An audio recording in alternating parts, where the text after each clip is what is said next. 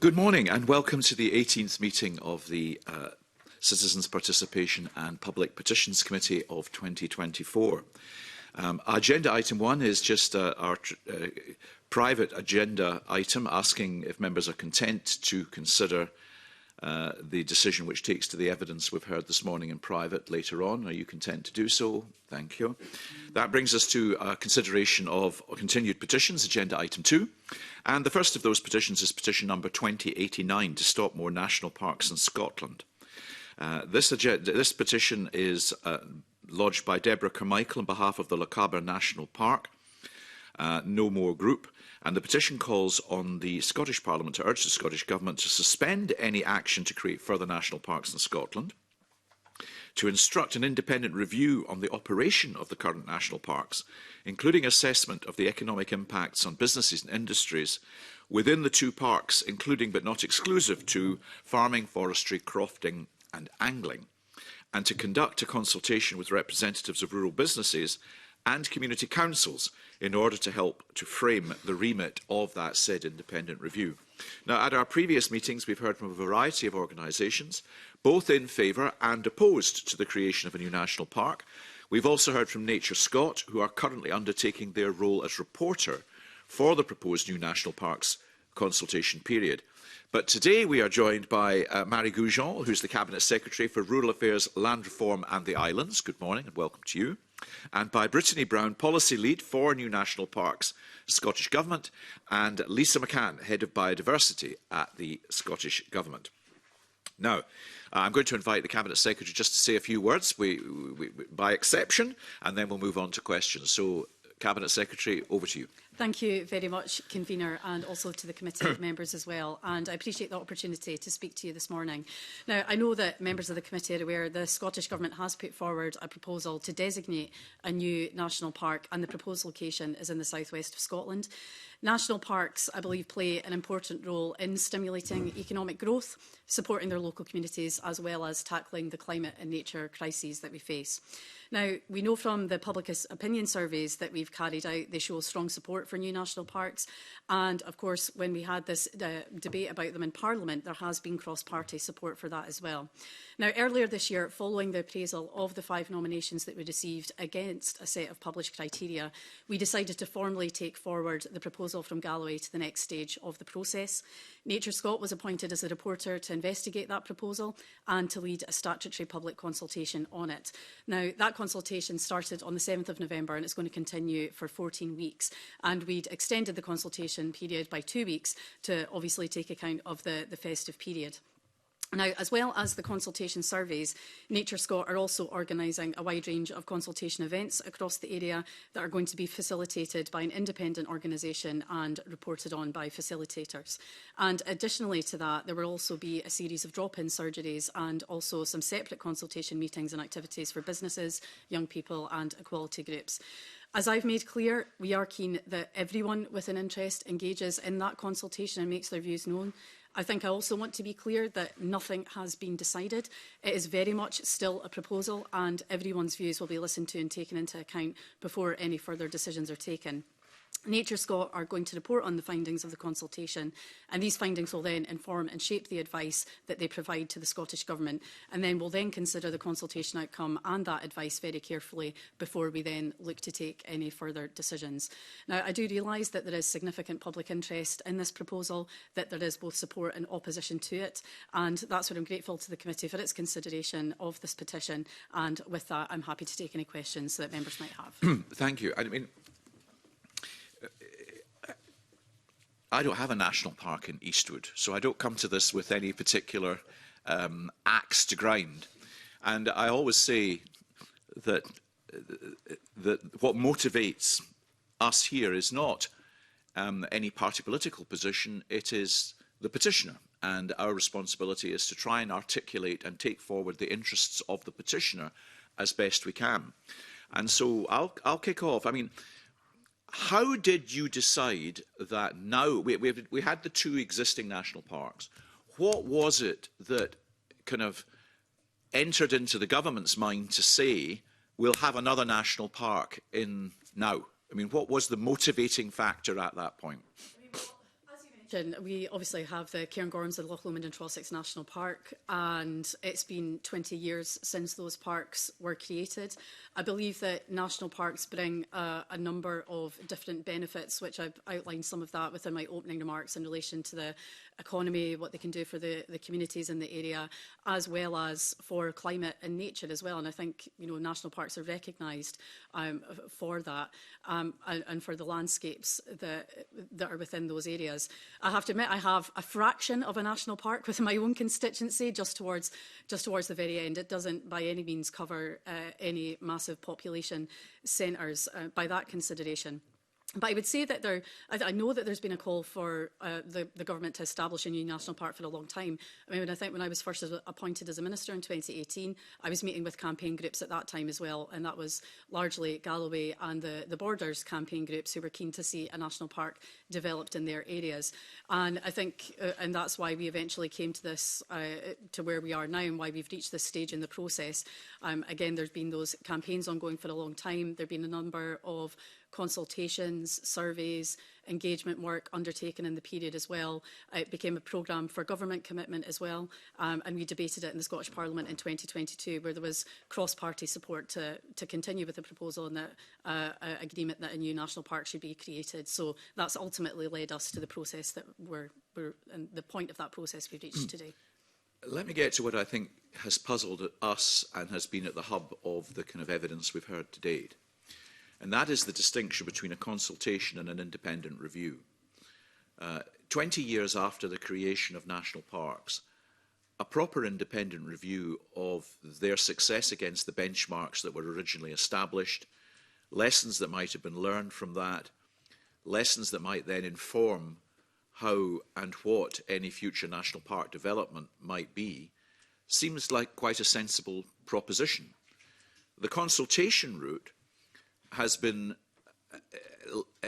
is held with a degree of suspicion, because Nature Scott, who are leading the consultation, are also the instigators of the national park, and therefore there's a sense of poacher gamekeeper in terms of how independent any analysis that they are bringing to the consultation that they are undertaking.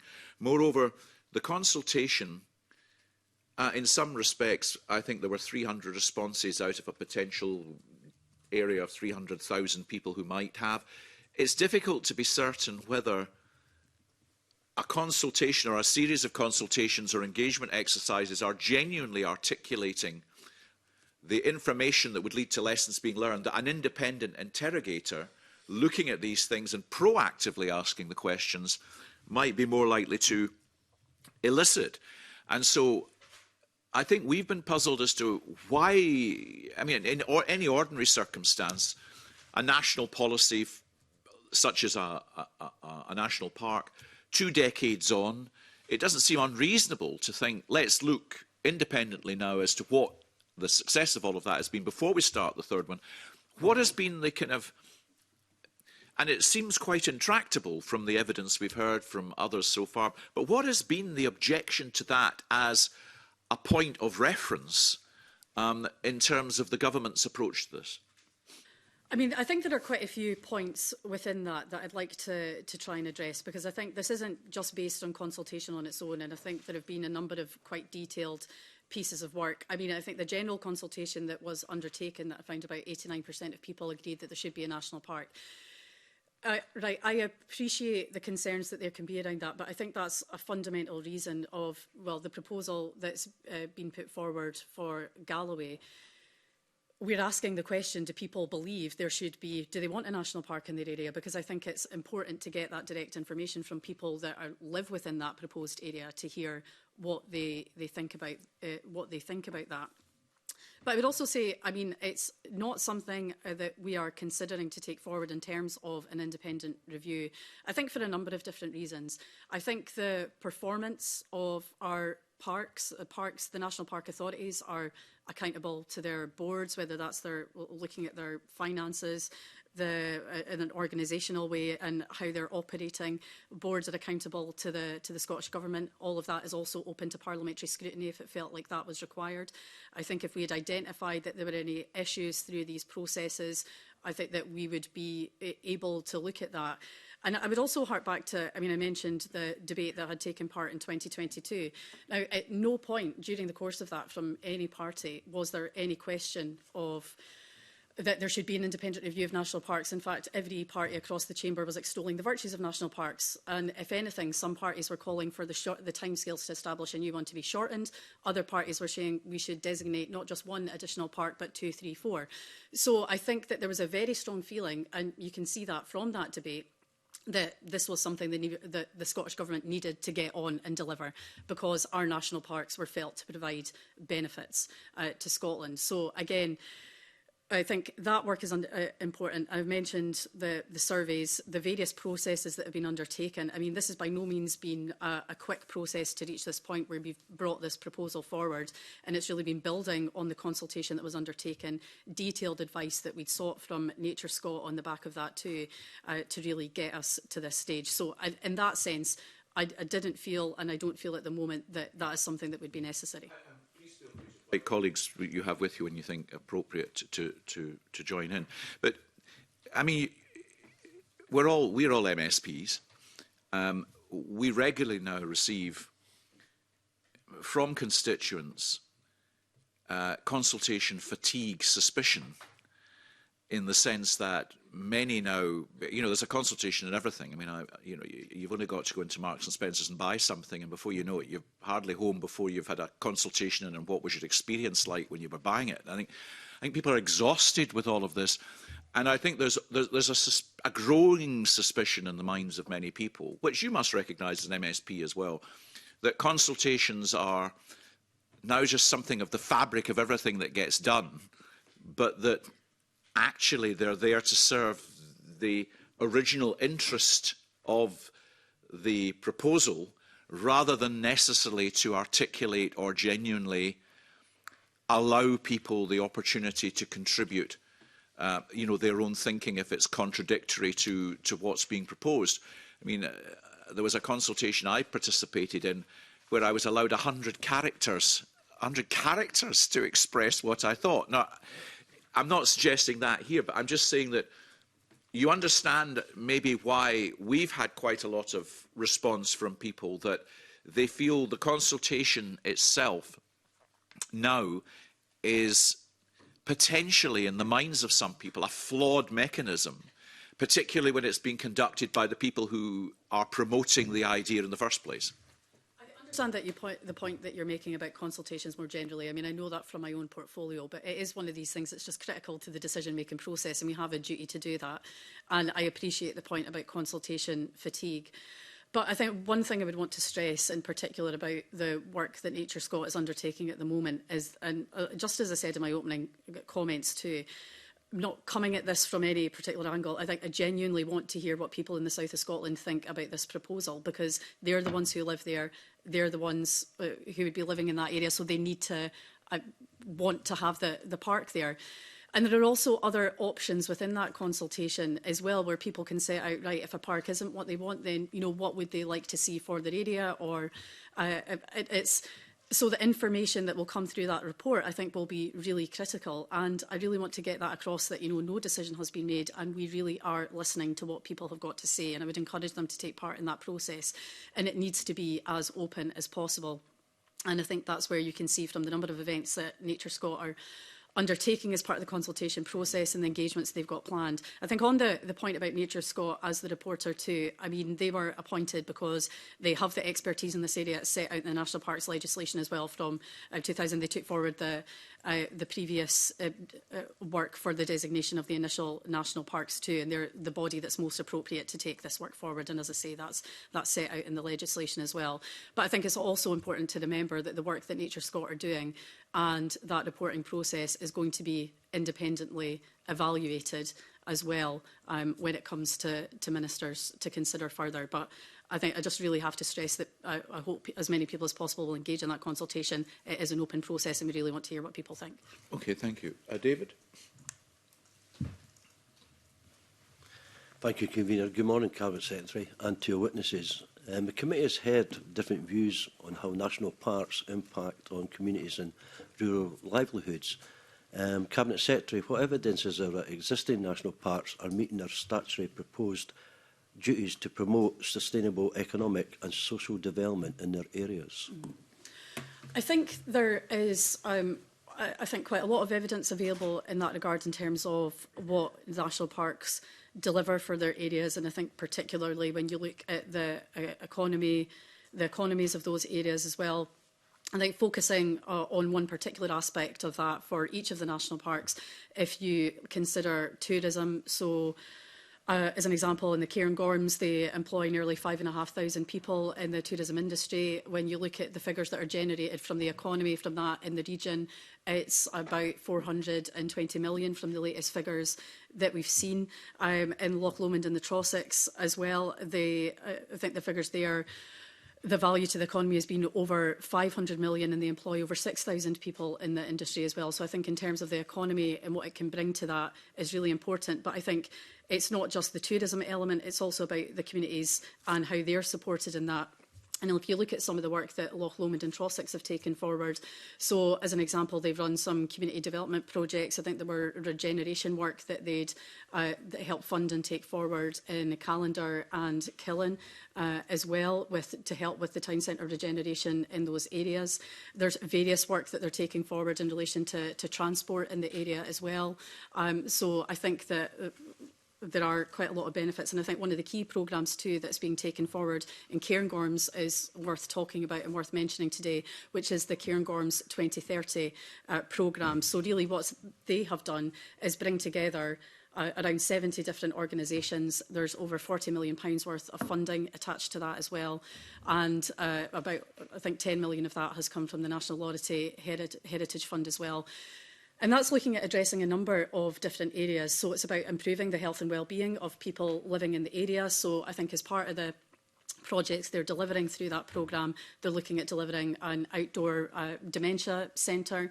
They're also looking at what they can do to improve and provide better connectivity, whether that's through walking, wheelchair access, cycling as well as a number of different initiatives they're taking forward in climate and nature, so peatland, woodland, and looking at flood resilience too. So I think when you consider these benefits, and again, these are just some of the projects I'm touching on at the moment, I think that they do provide that benefit to the local economies. On the other flip side, evidence that we've taken, campaigners have said that national parks are not getting the basics right, and the things like affordable housing, social housing, the pressure it's put on, even something as simple as litter bins, infrastructure like that. How would the government see that national parks are involved in these sort of areas? Again, there's a number of different issues in there that you mentioned. I think that, of course, with tourism and visitors, and I think as we saw through COVID in particular, that brings additional pressures. And I think that's where the national parks are well equipped to deal with that, through the ranger services that they have, but also through the means of visitor infrastructure. I know that Cairngorms had been looking at how they can better balance their visitors, so to try and manage that a bit better through the off-peak seasons. And I think they've seen some success in that, in increasing those numbers in the off-peak times by around 18%. There's also that wider infrastructure investment that's taken place. I mean, you touch on housing as well there, and I do think that national parks can't fix all problems within a national park area, and it's not their role to do that, and they wouldn't have the powers to do that. But I think that they have a strong role when it comes to collaboration and bringing other bodies together to try and address some of the issues that exist in the national park areas. So each of the parks has to bring forward a partnership plan, and I think for both of the parks, housing is identified as a key priority within there. And really trying to ensure that there is more affordable housing delivered. And I think when you look at what has been produced through those plans, and I think in Loch Lomond and Trossachs, the majority of housing that has been delivered is well above, I think, what we even ask for a government level for affordable housing, where that would be, you would expect that to be about 25%, and in national park areas, and I think there it's about 65%. So I think they are really looking to work with local authorities and through their own local development plans to ensure that they are addressing issues like that where there are known problems. But like I say, they can't fix everything, but I think they have that strong role and leadership there in trying to address some of these issues. Cabinet Secretary, the Scottish Government has said that new national parks is being pursued to help tackle the climate and nature crisis. However, the committee has heard different views about the extent to which national parks have the powers to make a big difference in these areas. Can you describe what, as you see as a role to be, and give some examples of how national parks are tackling the twin crisis? Absolutely. I think one of the key areas within that as well, again, just to touch on some of the work that the Cairngorms are doing, is the Cairngorms Connect programme. And I think that where our national parks can really be leaders is that I think they can work at that landscape scale to really try and make an impact. So through the Connect programme, it's the UK's largest habitat restoration project. Again, it's backed up with about £4 million of investment. There's 60 members of staff that are employed to do that work as well, and that is looking at really across the piece how they can deliver on planting more woodland, about peatland restoration as well. And again, in the Loch Lomond and Trossachs, there are similar projects that are being taken forward as well through their Future Nature Partnership, and they also directly provide grants to communities to look at enhancing biodiversity. There's also the work that they do in relation to working with farmers within the area as well. So there are schemes available which that are working directly with farmers in relation to, I think, doing everything that we would all want to see, ensuring that there's food production, but also that farming in a way that also works for climate and nature, as well as doing that and helping farming businesses become more resilient. And the Cairngorms are actually taking forward a future farming pilot at the moment to do exactly that. And there are also different aspects and elements of funding that are available to farms, say, within those areas that aren't available elsewhere. So I think that tackling the climate and nature crises is a role that both national parks have. They have a strong leadership role in that, and I believe that they are taking that action at park level to try and address the climate and nature crises that we know we're in. And again, some of the work I've mentioned is just a fraction of what's going on in both of those areas. I have no further questions, Convener. Golden. Thank you, Convener. Cabinet Secretary, the Scottish Government has said any new national park should be designated in response to local community demand. What level of local buy-in do you consider is necessary for a designation in order to progress? I think it's a difficult question to answer. Again, I really just would come back to the points I've made earlier. We really need people to take part in that consultation as well. And I hope as many people as possible participate in that, because we really want to hear people's views. And again, that's why a key part, and one of the key things we'd asked of the reporter was really initially, do people want a national park in their area first and foremost, but then before then looking at other proposals. So I do think it's really important that people take part in that process.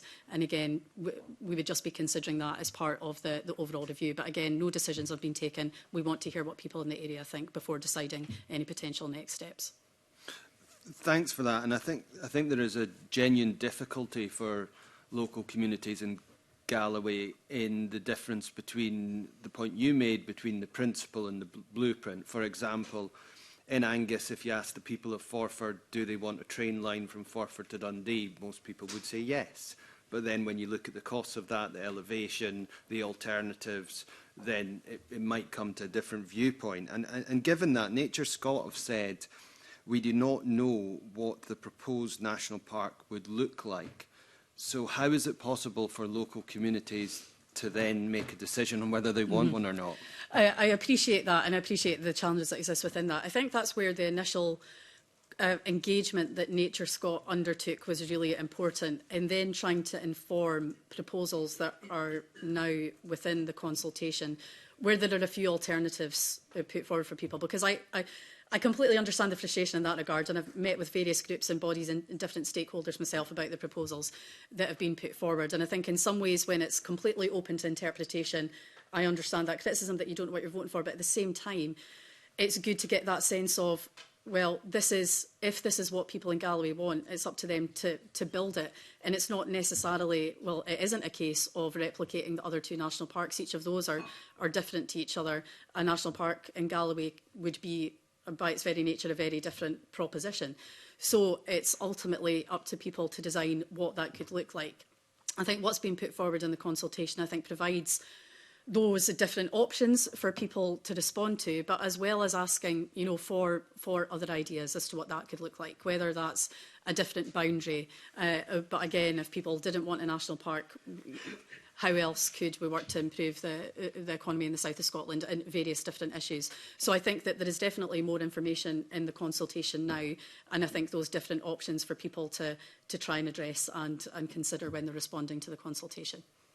Thanks for that, Cabinet Secretary. I just wonder, I mean, from the evidence we've received, part of the issue appears to be that there isn't discernible benefits relating specifically to a national park, and even lots of the aspects that you've mentioned, you know, dementia centres, well, there's Kirriemuir Connections, for example, which isn't in a national park area. There's bike trails all over Scotland, which aren't, as a result, directly of a national park. I just wonder what, in your view, are the benefits that can only be gleaned via a national park?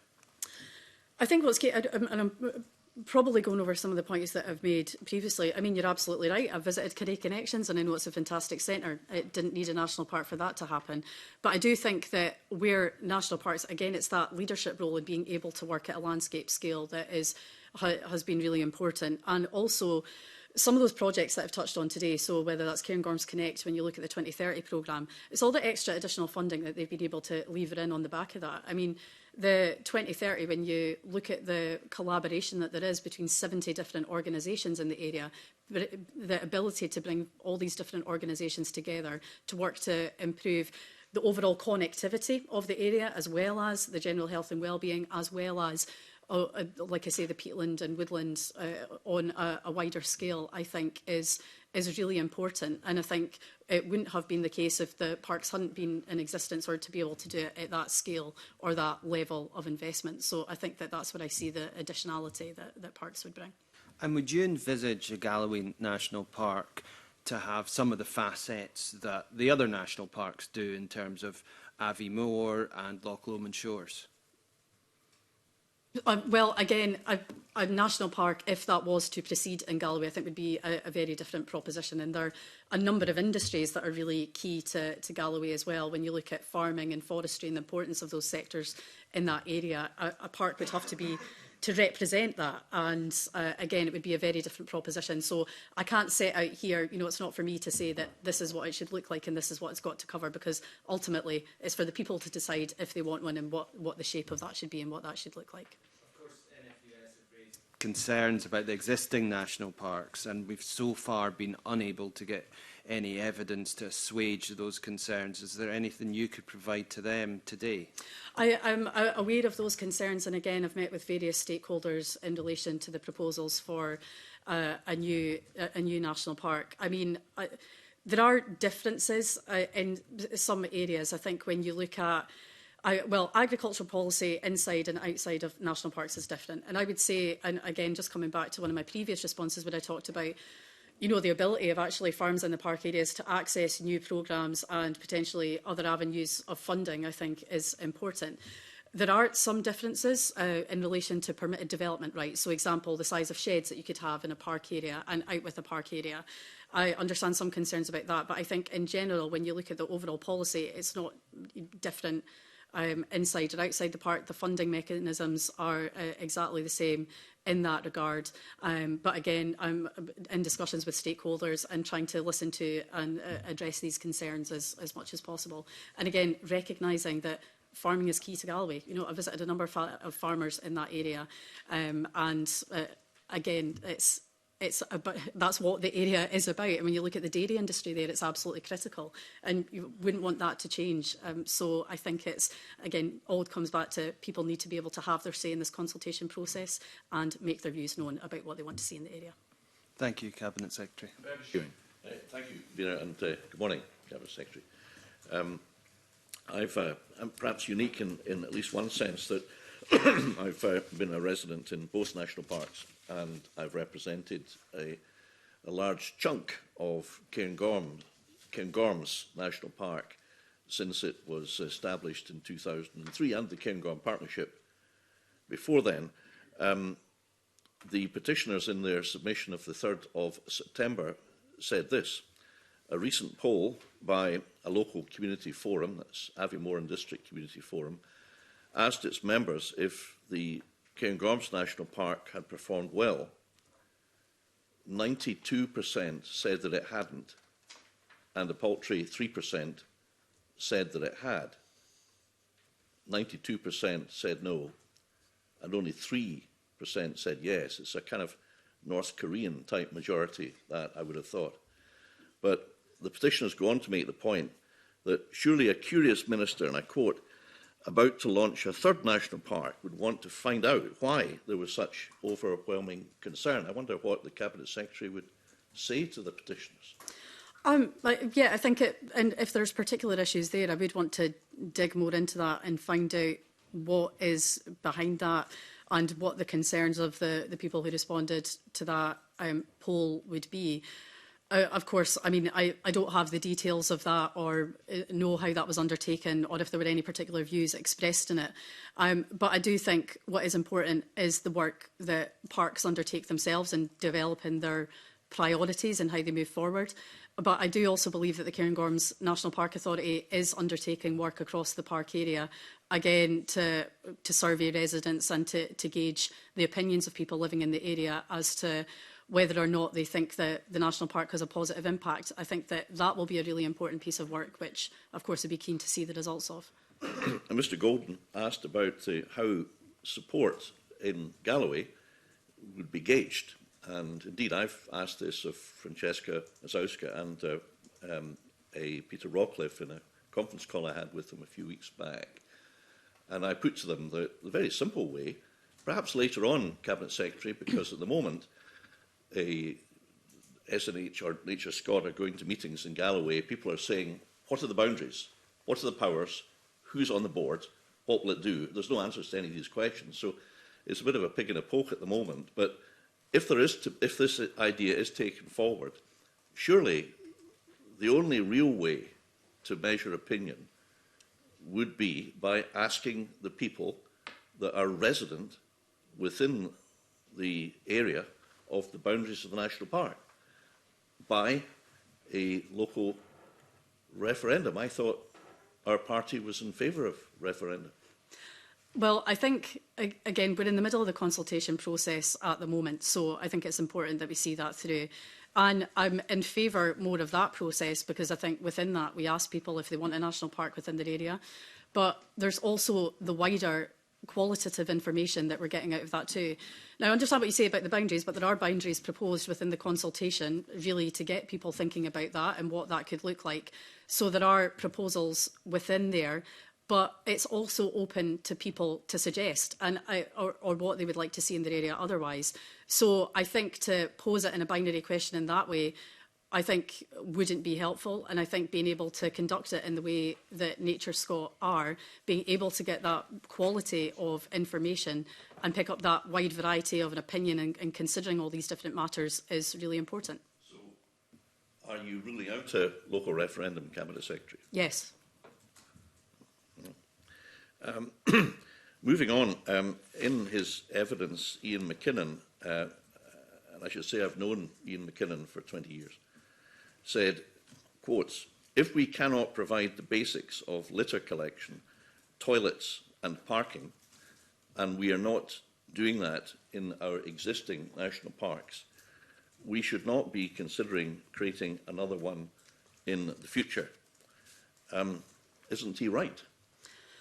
I did read that evidence, but again, we come back to some of the points that I've made previously. I think that the parks are actually in a better role to be able to address some of those issues. Now, again, I can't speak to, I think, individual instances of what Mr McKinnon had experienced.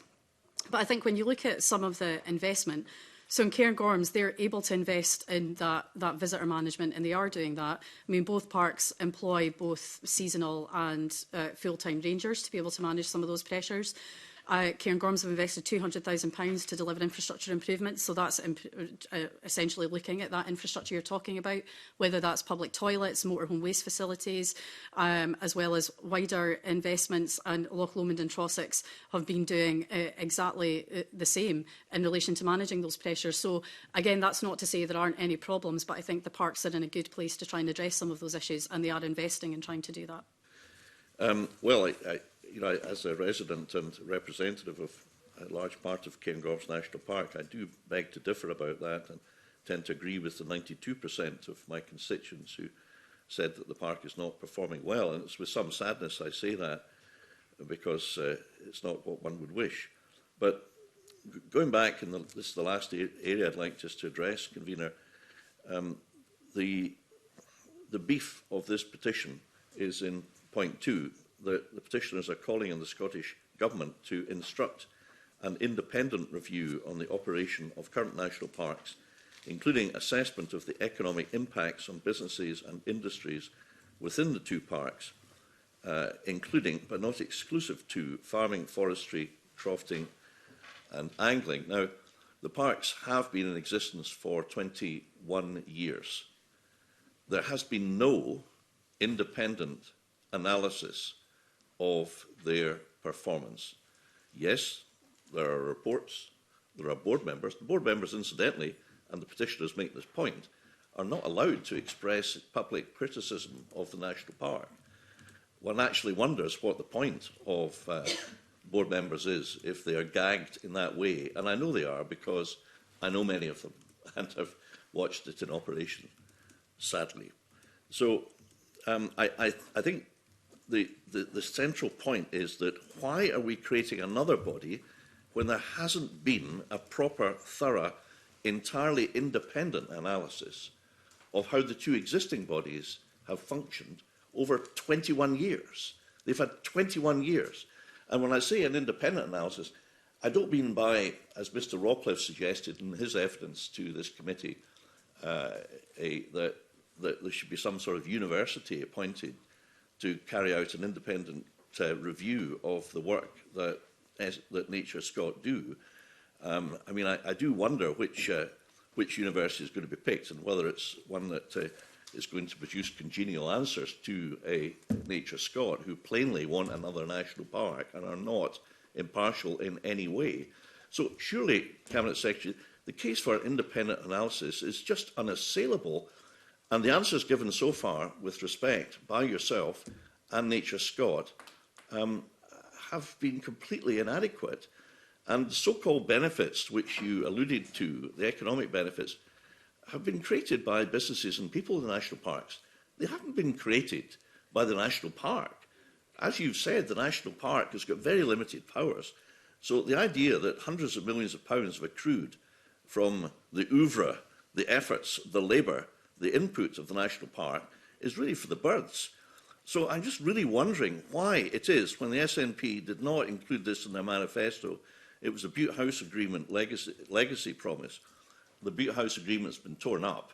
I mean, why is the Scottish Government going ahead with this when there are so many more important things to do? And if you're intent on going ahead with it, Cabinet Secretary, surely there must be a proper independent analysis, which is the central ask that the petitioners have made. There's quite a lot within that, so I will try and address it as best I can. I mean, I've already outlined, I think, why we've reached the position that we have. You're absolutely right. It was a commitment that was made in the Butte House Agreement. It then formed part of what we said we were going to take forward in the programme for government. Now, there was an agreed process there which we are working our way through. And again, the consultation and the reporting stage is the critical part of that now. We're under no obligation to proceed with that, and the outcome of that is going to be really important before we then determine next steps.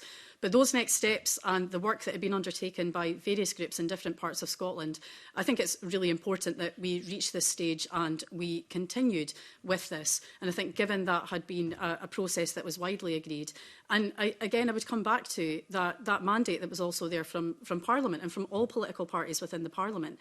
And again, no concerns were expressed throughout the course of that debate by any party about how national parks were operating, about the benefits they brought. In fact, it was quite the opposite, and it was telling the government to get on, do it now, and actually designate more and do it faster. So I think it's really important that we've taken the time to do that and to carry out the work in the way that we have done. And we are now at this stage in the process. So I'm not going to stop that in the middle of the consultation. We need to see this through before we then determine next steps. And I'm also not going to stop that to undertake an independent evaluation of national parks. I believe that, again, through the processes I've outlined earlier about the scrutiny that they're under, the accountability of that, and also, you know, the Parliament could undertake work in that regard if it felt it was necessary. But I feel like we're at this part in the process, and I want us to see through that consultation before then setting out next steps. Okay, thank you. Faisal Chowdhury. Thank you, Convener. Good morning, Cabinet Secretary and panel. The Scottish Government has set out its intentions to make changes to national park legislation in the proposed Nature and Environment Bill. Why is national parks legislation being reviewed? And will this proposed change make any significant difference to how national park operates? You raise a really important point there about the work that's currently underway. So you're absolutely right. And I think the proposals for ultimately modernising the legislation in relation to national parks ultimately came about as a result of a number of pieces of work. So I've already mentioned today, I think, some of the engagement work that had been undertaken and various consultation work that had been done as well. Nature Scot had provided advice to ministers on national parks last year, and it's the basis of all that we consulted on proposals to potentially bring forward as part of a natural environment bill, which is in the programme for government. We've committed would be introduced to the Parliament this year. So ultimately that was about modernising, recognising the role that national parks play in tackling the climate and nature challenges that we face, looking at the purpose, the aims, the role of public bodies, also enforcement powers within the park as well as their governance. So it's not possible for me to say exactly, of course, when that legislation is going to be laid, but that's ultimately the reason why those proposals were brought forward. We published the results of the consultation just recently. I think it's just been within the past couple of weeks, actually. So we're still considering the responses to that consultation and determining what will be in any legislation that's brought forward. Thank you.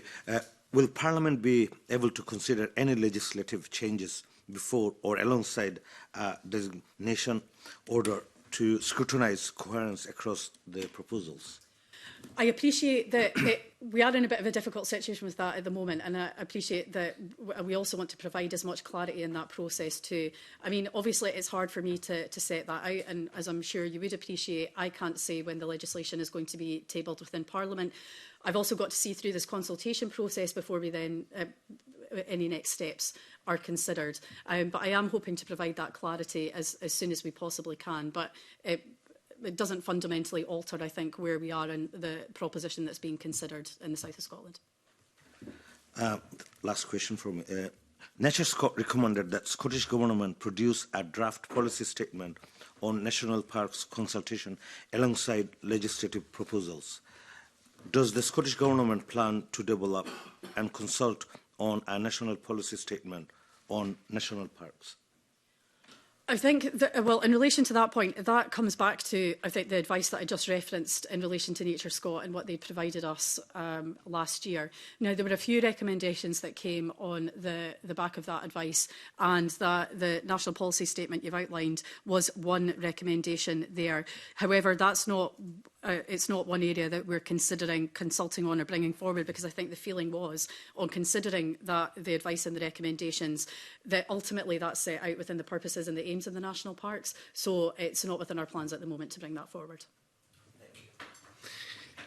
Can I come back, Cabinet Secretary? You've made various references in your evidence to the debates that took place in the Chamber. And I suppose that includes me. And I suppose I went along with the hype. I mean, the kind of background noise that this debate was being held against was that these things had been a wonderful, magnificent achievement, and that everybody was absolutely kind of aglow with the success of them, such that it never occurred to me to think that there might be an alternative view. How very naive of me, you might say. But nonetheless, I think that was the kind of atmosphere that was attendant in the debate. So I've been quite surprised in the evidence that we've heard of people talking about this now really becoming divisive within communities and becoming really quite an ugly stain in engagement between different organisations and people within the proposed landscape. And so while you can point to that debate, I mean, I don't know that it should stand as the benchmark against which all subsequent decision-making must stand. Does it not alarm you that culture seems to be growing within this proposed landscape that that you're operating within? And given that it is there, how do you address that? No, I absolutely appreciate that point, and I think I've undertaken various engagement, as I've already outlined today, in relation to various stakeholders.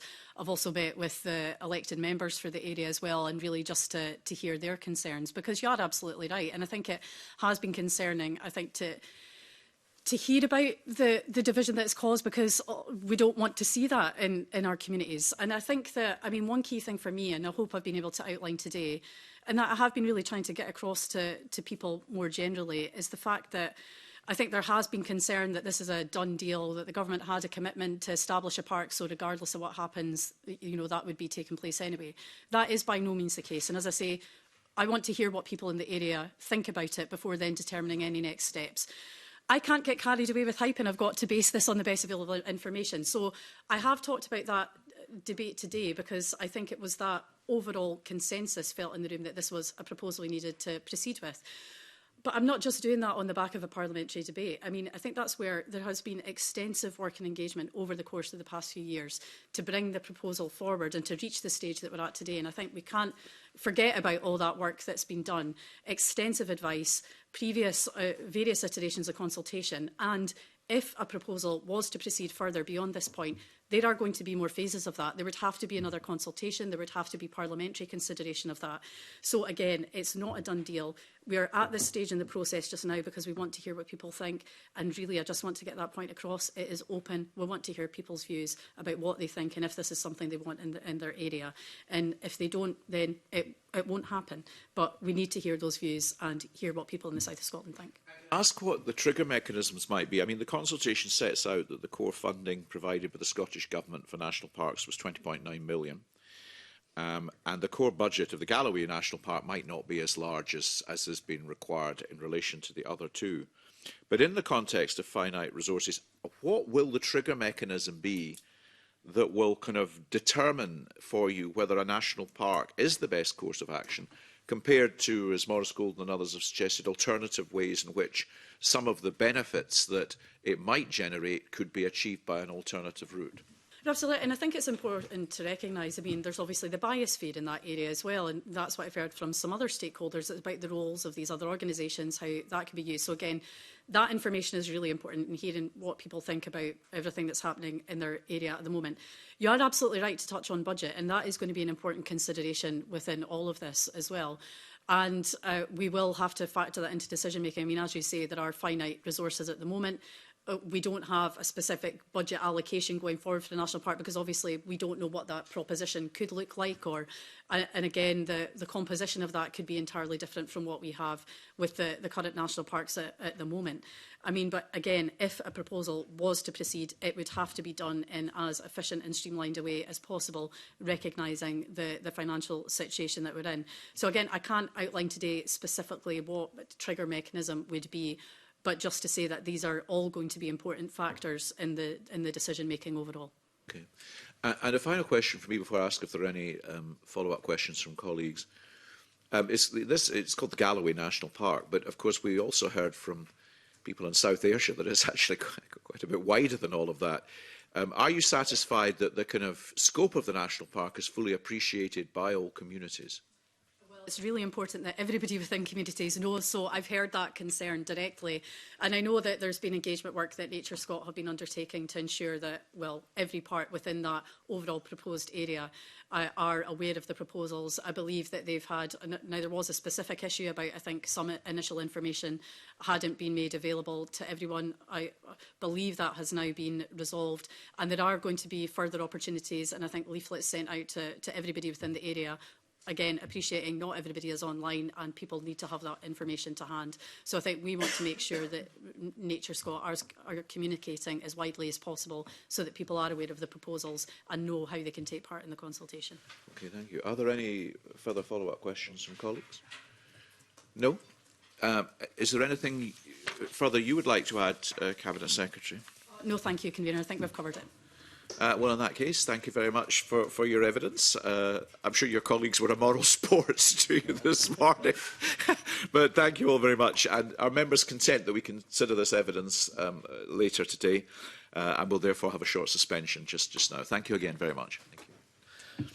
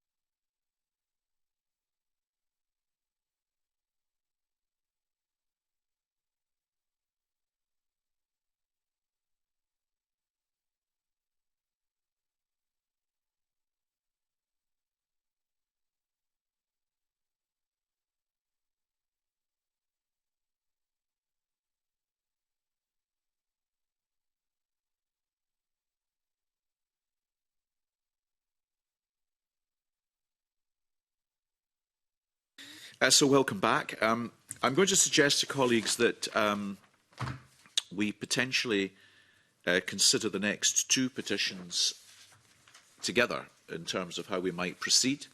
We'll take them each in turn and then consider each in turn, but I think potentially with a common suggestion as to how we might go forward. The first of those is petition number 1916 to request a public inquiry into the management of the Rest and Be Thankful project, lodged by councillors Douglas Villand and Donald Kelly, and the petition calls on the Scottish Parliament to urge the Scottish Government to instigate a public inquiry regarding the political and financial management of the A83 Rest and Be Thankful project, which is to provide a permanent solution for the route. We've been joined by our MSP colleague, the indefatigable Jackie Baillie, who is a regular to our proceedings and who maintains an interest in this and the subsequent petition that we're going to look at, together with others, in fact, but these two in particular. We last considered this petition on the 21st of February, when we agreed to write to the Cabinet Secretary for Transport, who has now responded to the committee. The Cabinet Secretary states that delivery of a permanent and resilient solution at the Rest and Be Thankful is a priority, with the publication of draft orders expected by the end of this year. Time is running out. It is estimated that the cost of the permanent long-term solution will be between £405 and £470 million, with a more accurate estimate of the cost expected as work to progress stage 3 of the design manual for roads and bridges develops. The Cabinet Secretary has also provided information about the medium-term solution, including improvements to the old military road, which it is expected will take 12 months to complete once construction gets underway, and that subject to weather conditions. Now, we have also received a submission from the petitioner detailing the concerns of the Rest and Be Thankful campaign group. These concerns include Transport Scotland's unwillingness to provide a two-way road as part of the medium-term solution, the continued threat of landslides on this route, and whether this risk has been properly evaluated, and concerns that funding decisions are made on an annual basis, meaning there is no guarantee the money will be in place when needed to complete this project. And before we consider anything afresh, I'll invite Jackie Baillie to address the committee. Thank you very much, Convener, and thank you for your kind words at the beginning. I hope they're sustained throughout the meeting. But the petitioners are calling for a public inquiry that's really born out of the frustration at the ongoing lack of progress. This not just the petition, but discussion about the A83 has been going on for years now. And it strikes me that the planning is actually going to take longer than the building at this rate. I look forward, as everybody does, to the draft orders at the end of the year, but seeing is, of course, believing. So Transport Scotland promised at the A83 Task Force meeting in May that a permanent fence would be constructed to protect from falling rocks, and the road will be returned to two-way use in the autumn. Autumn is clearly a loose concept. We're now in November, there's no fence, there's no two-way road use, and I could paper my office with emails advising that the old military road is going to be used because of bad weather. The petitioners remain unconvinced that the best solution is being progressed in either the short, medium or long term, and they feel that the money is being wasted on activity that has not succeeded in opening the road to two-way traffic.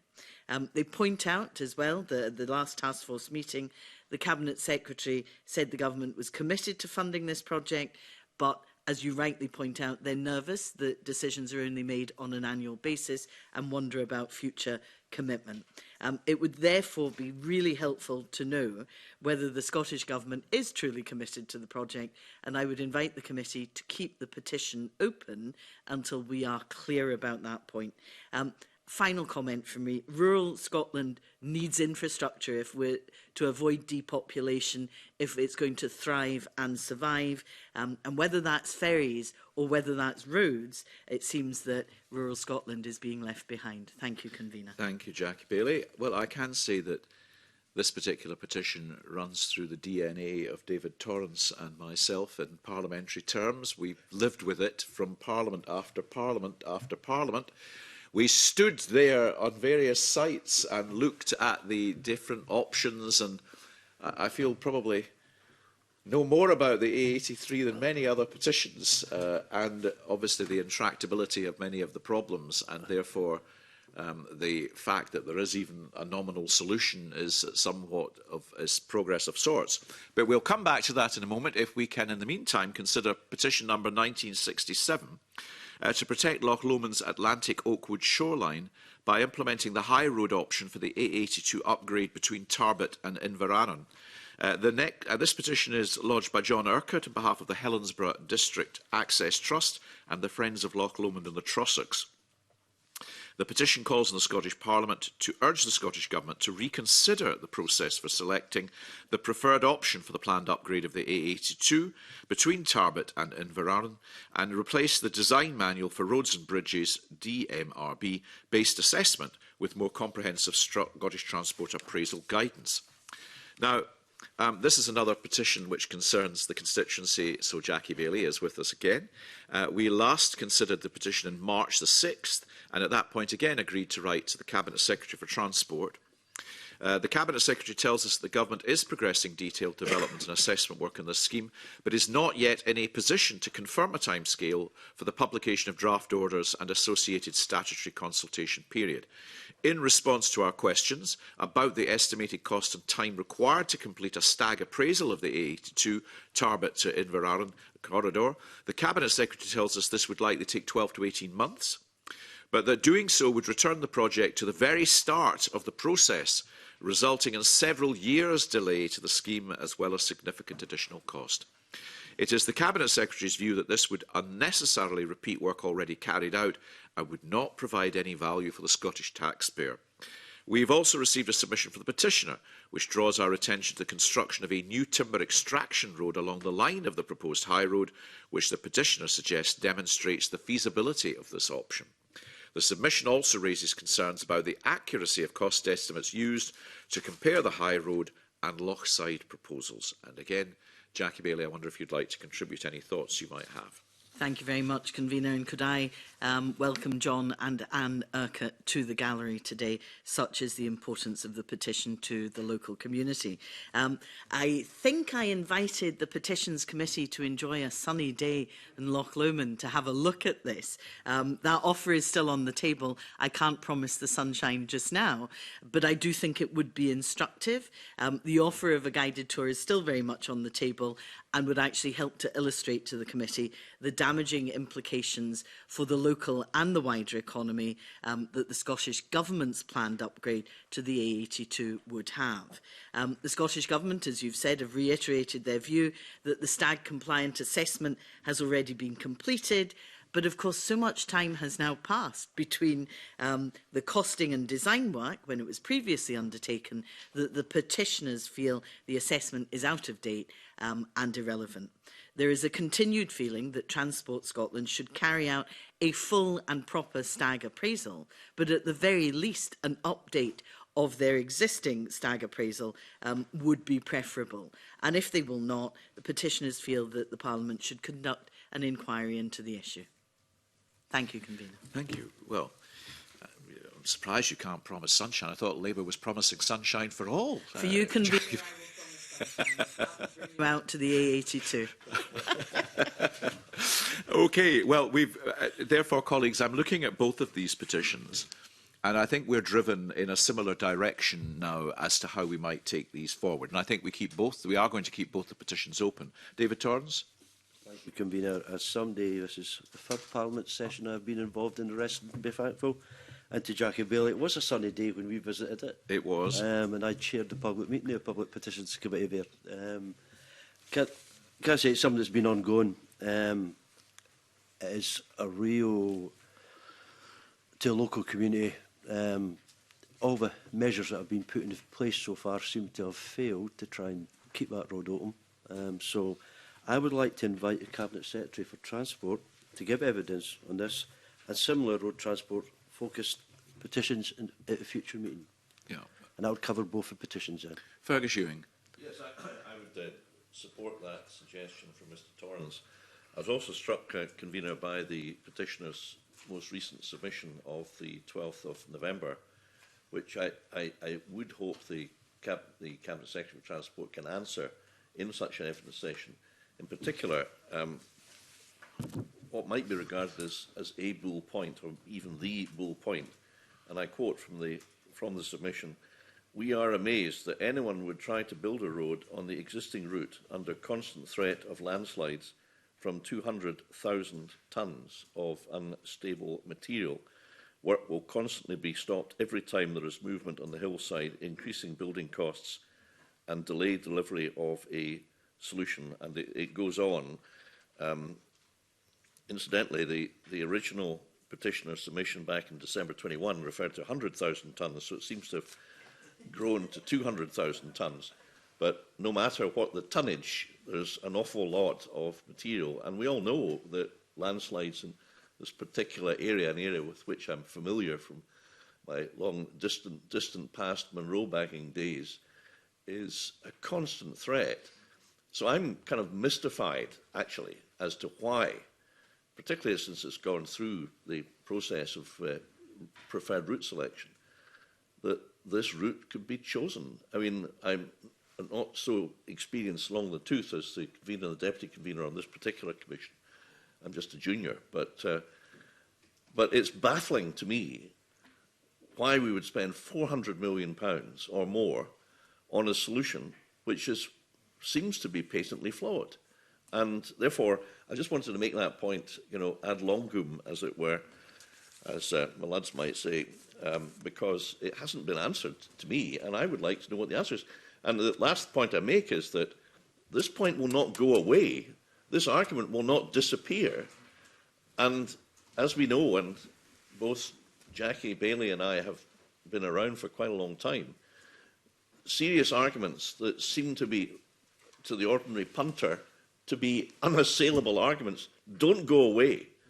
They just fester. And that festering process results in disillusion with governments and parliaments. So I just wanted to try to make that point as best I could, Convener. Very grateful for that broadcast to the nation, Mr Ewing. And can I commend you, as I always do, on it being delivered with impeccable grammar from start to finish. But does that mean you concur with the suggestion that we're bringing the Cabinet Secretary to a future meeting? It does. Are we all agreed? Certainly concur, yes. We are. Well, that's what I think we will do. By which time, hopefully, we will have these orders that have been promised to us, and we'll be able to investigate, I think, the matter that Fergus Ewing talks about, the high road that appears to be being delivered on a temporary basis currently. So thank you very much. We'll keep the petition open, both those petitions open, and address the Cabinet Secretary to them at a subsequent meeting. Thank you very much. Petition number 2008, provide funding for a separate mental health A&E for children, lodged by Kirsty Solman. It calls on the Scottish Parliament to urge the Scottish Government to provide funding to create a separate accident and emergency for children and young people presenting with mental health issues. We last considered this petition at our meeting on the 7th of February, when we agreed to write to the Minister for Social Care, Mental Wellbeing and Sport, and we asked about the training and resources available for Police Scotland and the Scottish Ambulance Service. The Minister's response highlights the work of the Education and Training Advisory Group, which has developed an introduction training framework for the wider mental health and wellbeing workforce, volunteers and carers. The response also highlights over £6 million in funding to Police Scotland, the Scottish Ambulance Service and NHS 24 since 2020 to support the pathway from Police Scotland to the Ambulance Service to the Mental Health Hub. It also highlights £180,000 of funding in the 23-24 to support the Scottish Ambulance Service's delivery of mental health training and education. His Majesty's Inspectorate of Constabulary in Scotland's report on mental health and policing, published in October 23, highlighted a gap in training relating to mental health. 2 recommendations were made, and a delivery group has now been set up to drive activity relating to those recommendations. For children under 12 calling the Mental Health Hub, over 52% of calls resulted in a referral for a follow-up from a local out-of-hours GP service. 28% were signposted back to their own GP, and 1.7% were referred to A&E.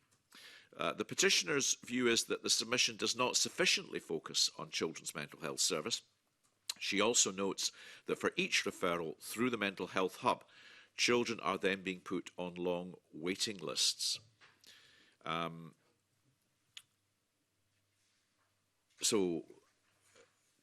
Colleagues, do we have any comments or suggestions as to how we might proceed, given the response we've received from the Scottish Government?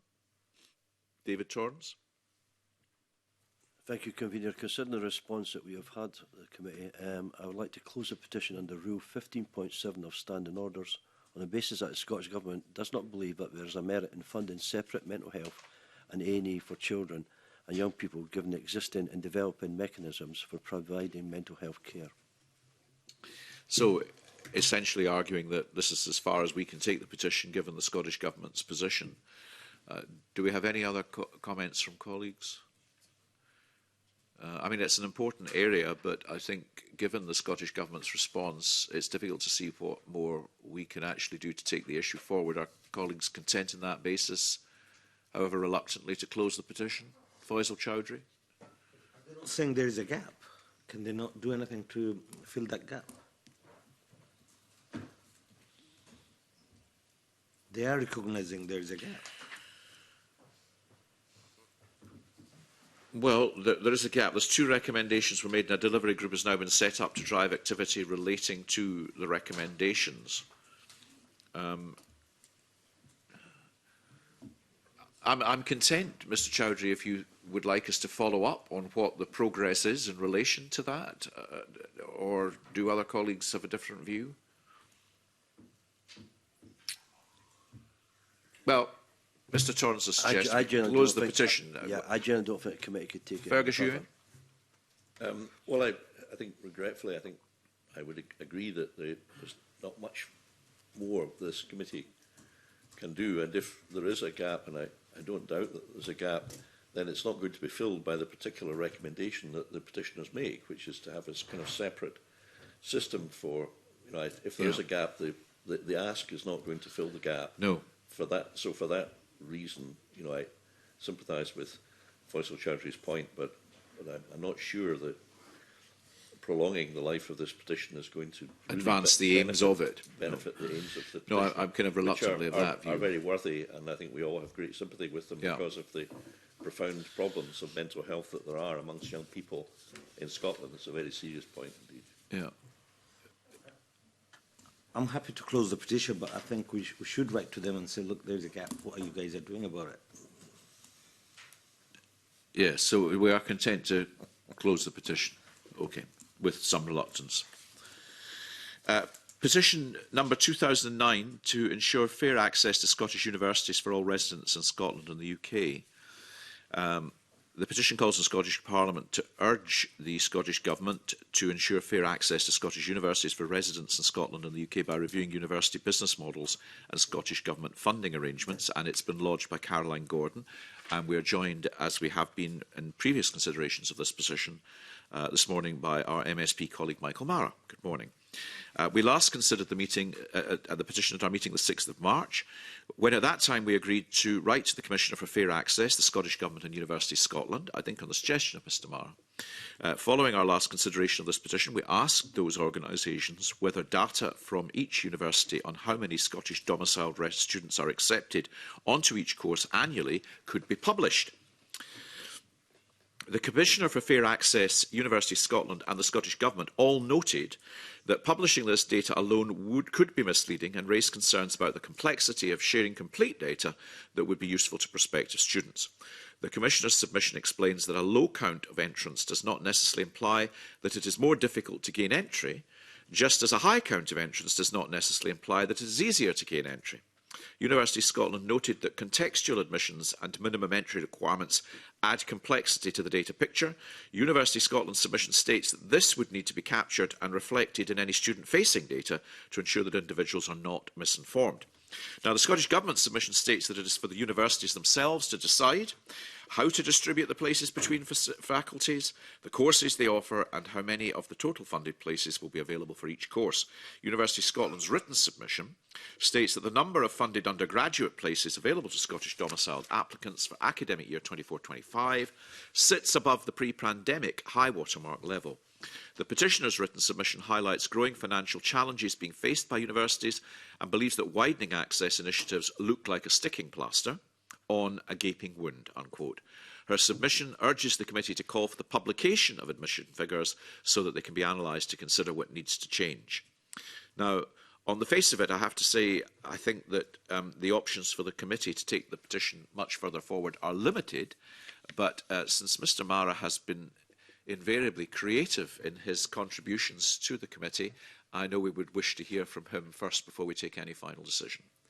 I greatly appreciate the time. Can I start by thanking the committee for its consideration of the petition and support of my constituent over the last 18 months and the work that you have done, and can also place on record my thanks to my constituent Caroline Gordon for the representation she has made on behalf of young citizens across the country.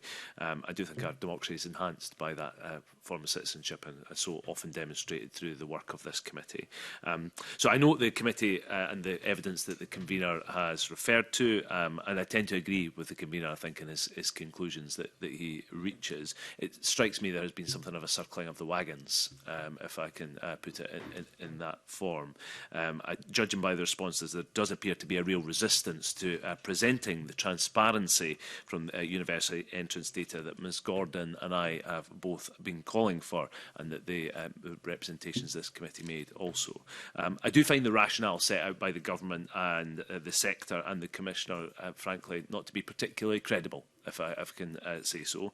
If there is no issue, as they've claimed, there should be no problem with presenting the data publicly. And perhaps it's just a case that I have greater faith in the Scottish public's ability to understand complex issues than perhaps some of the people involved. I'm afraid that's a great pity, given that some of them are higher learning institutions in Scotland.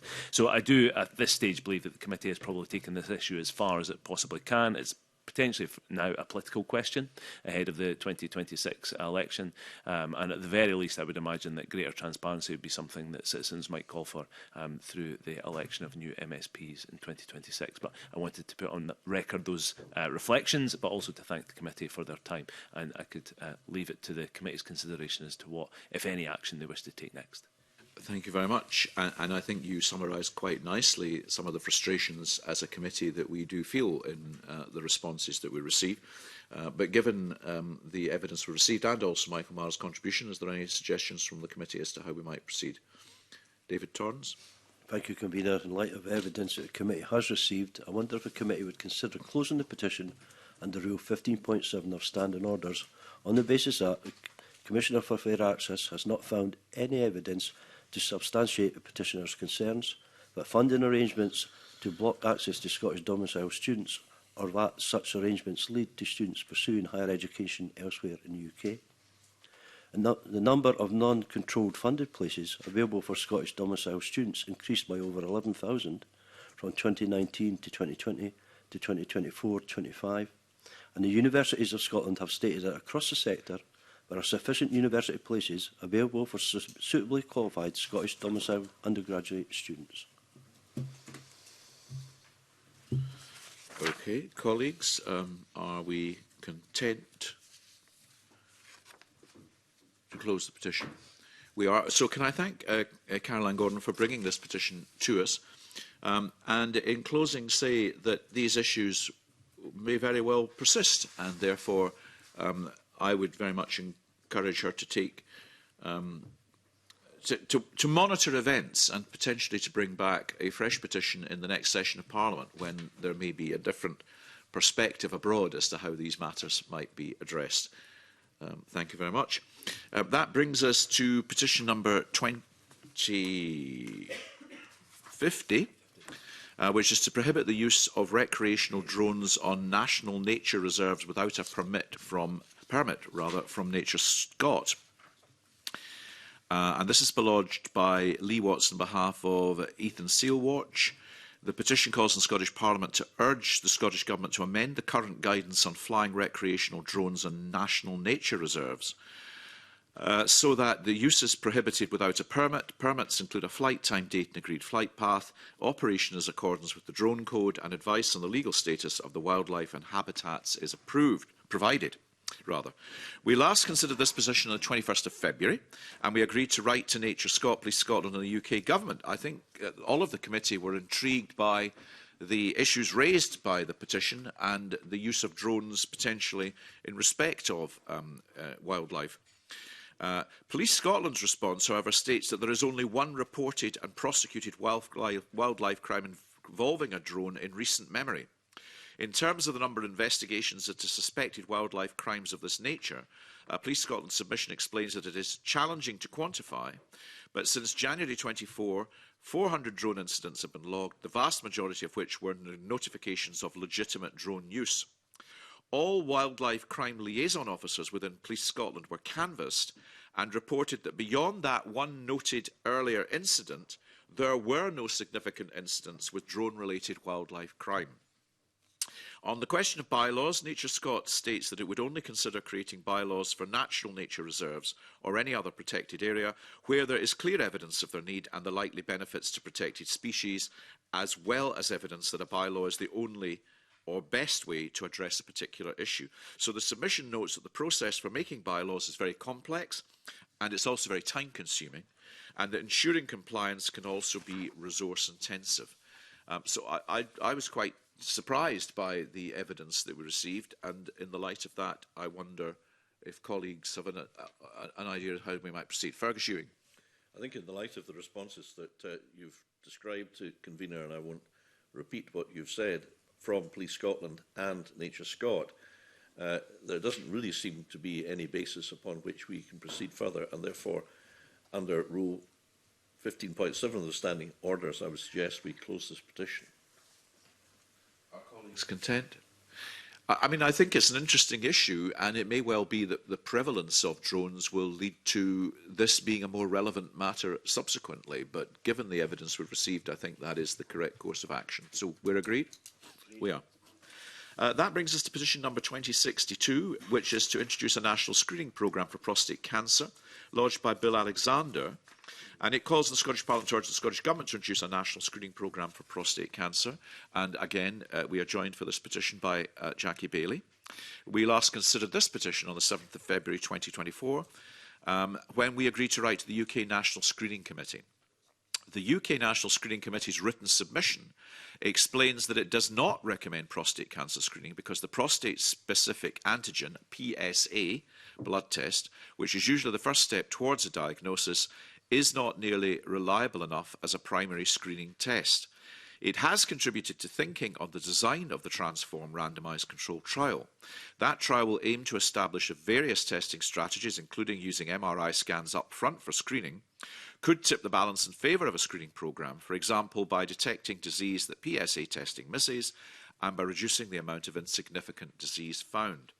The Screening Committee is commissioning an analysis of prostate cancer screening in response to submissions that were put forward during the annual call for topics. The screening recommendations are reviewed every 3 years, and I'm content to invite Jackie Bailey to comment again.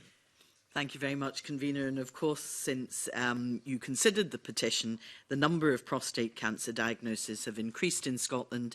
And whilst that is very welcome, we have had some notable people within Scotland with a diagnosis, Sir Chris Hoy being one of them.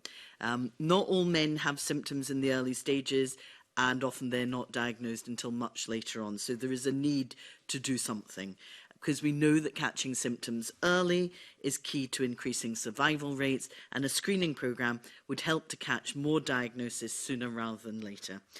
The Scottish Government say that they will consider recommendations made by the UK National Screening Committee, and that is welcome, but they acknowledge that there is a duty to ensure that as many cases, early cases of prostate cancer as possible are picked up in that intervening period.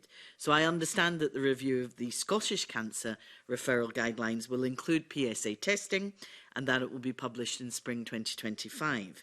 And the Cabinet Secretary has indeed himself written to the UK National Screening Committee in support of prostate cancer screening. Whilst the UK National Steering Committee is still considering this and have yet to report on the review and the further testing, I wonder, given the seriousness of the condition, given the need not to wait and to do something, would the committee consider writing to the Cabinet Secretary to ask what the Scottish Government will do between now and when they do get information from the UK National Screening Committee to improve diagnosis? Thank you, Convener. Thank you, Jackie Bailey. Well, as someone who had a high, then an increasing, if not yet alarming PSA reading myself, which has led to more than one MRI scan and a biopsy to establish my own situation, I can very much testify to the fact that that process offered, I thought, a model route to a safer outcome. And I am obviously interested to know what the Transform position will generate, but I would like to concur with Jackie Bailey, if the committee are content, that we write to the Cabinet Secretary to ask what may happen in the interim, but also write to the UK National Screening Committee seeking an update on the analysis of the prostate cancer screening. This is a major issue. I always say that there is this mentality still abroad in our country of what I call West of Scotland men who tend to hope for the best, and frankly we need something a little bit more proactive and comprehensive if we are going to properly address and, I think, save people from the consequences of prostate cancer, which, if properly diagnosed, can be properly treated. Fergus Ewing. Well, I would endorse what both yourself and Jackie Bailey have said, Convener, and plainly, thanks to the courage and the campaigning and the efforts of Sir Chris Hoy, this has been very much a matter of public debate and concern, and affects a huge number of people, men in west of Scotland and Firth of the west of Scotland. But I just wanted to make one point in addition to what's been said, which is that the submission we had from the Screening Committee was dated 20th of February. So we're some distance away from that. They indicated that there were the NSC commissioned an analysis of screening in response to 6 submissions, and I won't go through them all, but there were 6 different proposals for screening of various categories that might be thought to be at particular risk. And given the urgency of this matter, I would very much like to know, what timescale is there for completion of these studies? When will they conclude? Is it going to drift on forever whilst more people die? Or is there some sort of time limit being placed upon their efforts by the UK Government and the Scottish Government, hopefully working together? are we content to proceed on that basis? I don't know whether my own declaration was one of a personal interest, but if it's seen as such, then there it is on the record. So we'll keep the petition open and take it forward on that basis. That brings us to agenda item 3, which is the consideration of new petitions. And as I always do, I just say to those who might be tuning in or joining us for the first consideration of their petition, that ahead of so doing, we invite the Parliament's independent research body, SPICE, to offer the committee a briefing on the issues raised, and we also ask for a preliminary view from the Scottish Government. And we do those two things because historically, when we considered petitions, those were the first two things we did, and then we had to wait till the next meeting before we took anything further forward. So it allows us to progress with a little bit more speed. That brings us to the first of our new petitions today, petition number 2109, to halt any further pump storage hydro schemes in Scottish lochs holding wild Atlantic salmon. And it's been lodged by Brian Shaw on behalf of the Ness District Salmon Fishery Board. It calls on the Scottish Parliament to urge the Scottish Government to create a moratorium on any further development of pump storage hydro operations in Scottish lochs holding wild Atlantic salmon until the impact of such developments on wild Atlantic salmon migrations is understood. And we've been joined for this petition by our colleague Edward Mountain MSP. Good morning to you, Edward. The petition feels that the economic case has been made for pump storage hydro, but that the environmental impacts have been glossed over, denied or ignored. The SPICE briefing explains that in order to operate a pump storage project, requires planning permission or a Section 36 energy consent from the local authority or Scottish ministers, respectively. SEPA and Nature Scot would also be expected to comment on any planning or energy consent application as statutory consultees in respect of impacts of hydrology, the water environment and nature conservation. The briefing states that the Scottish Wild Salmon Strategy notes pressures on wild Atlantic salmon, including obstacles to fish passage that can be created by infrastructure or changes to the water. It states that the legal position of the Scottish Government is that processes under planning would examine the relevant environmental impacts and reach a conclusion on the basis of evidence and facts relating to the particular development. Edward Mountain, are you wishing to address the committee at all in relation to this petition? I would like to, Convener, yes, if please there's do. time. Thank you, Convener, and just would like to remind members of my register of interest that I own, or partly own, a wild salmon fishery. I should also point out that I managed fisheries on the Ness and Loch Ness up until 2006. And my family has a strong connection with Loch Ness, having funded various expeditions in the 50s to try and find the monster. So I have a connection to Loch Ness. But what I would say is this petition has come about because of the work that's being proposed for pump storage there. Now, I totally accept the importance of pump storage to our net zero demands in Scotland because it does provide green energy and it does provide us with the ability to have a black start should there be a complete failure in the national grid. However, what this has proven, and this pump storage at Loch Ness has proven, is there are very real threats to the environment which we don't yet fully understand. So pump storage will increase the temperature of water going back into the loch. It will invariably require the feeder loch to have the height increased, which is what's being suggested at Loch Ness, which will damage the edge of the loch, causing problems with flora and fauna. And it is the very edge of the loch, which is probably the most oxygenated area. And if you delved into it, Nature Scot has objected to this proposal. Now, I know it would be very difficult for this committee to make a recommendation just to stop everything when it comes to pump storage, because I believe it really is important to Scotland. But I think we need to understand what we're doing when it comes to generating electricity. And so therefore I wonder, and I do this with a bit of trepidation as I am a member of the Net Zero Energy and Transport Committee, and they may not thank me for this, but I do think that this is something that the committee might want to look at, and it might be appropriate for the Petitions Committee to consider if they don't have time themselves to refer it to that committee so they could undertake some work to ascertain whether there is a problem. I am not volunteering their services because I think I may be killed by them when I return to them, Convener, but it might be an idea. Well, that's very generous of you to spoil all our fun. but I'm sure we might want to consider some of the issues raised within the petition in the first instance while you go on your next trip to Area 51 on your various monster quests. Are there any suggestions to the committee on how we might proceed? David Torrance. Thank you, Convener. I wonder if the committee would consider writing to the Scottish Government to seek further responses to a petition, particularly whether it is assured that the pump storage hydro scheme are not having a significant impact on wild Atlantic salmon, and to ask the Scottish Government how its policy on pump storage hydro schemes is informed by the Scottish Wild Salmon Strategy, which recognises the impact of infrastructure and the changes to the water on the fish.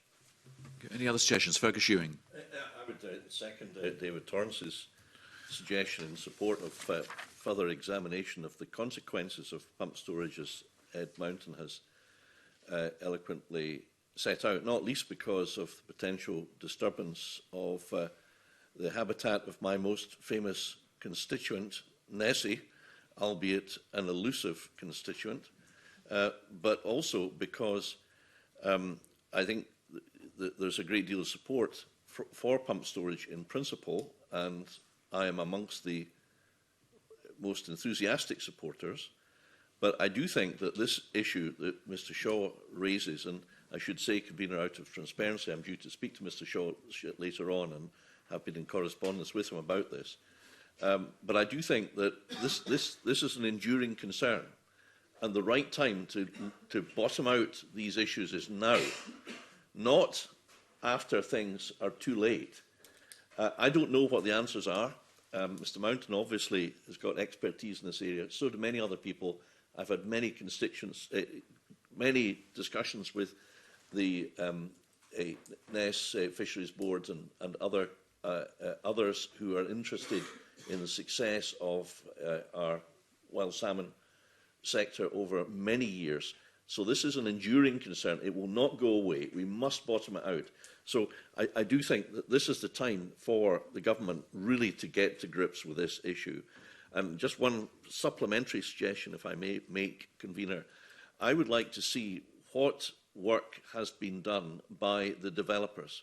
Plainly, all the developers will have commissioned their own research.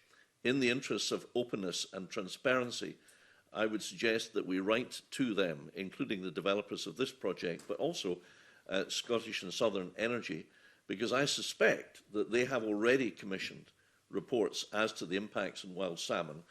And in order that we can have a proper debate, ask them to make these reports public rather than have any suggestion that any unwelcome inconvenient truths which might have emerged from these reports be kept secret.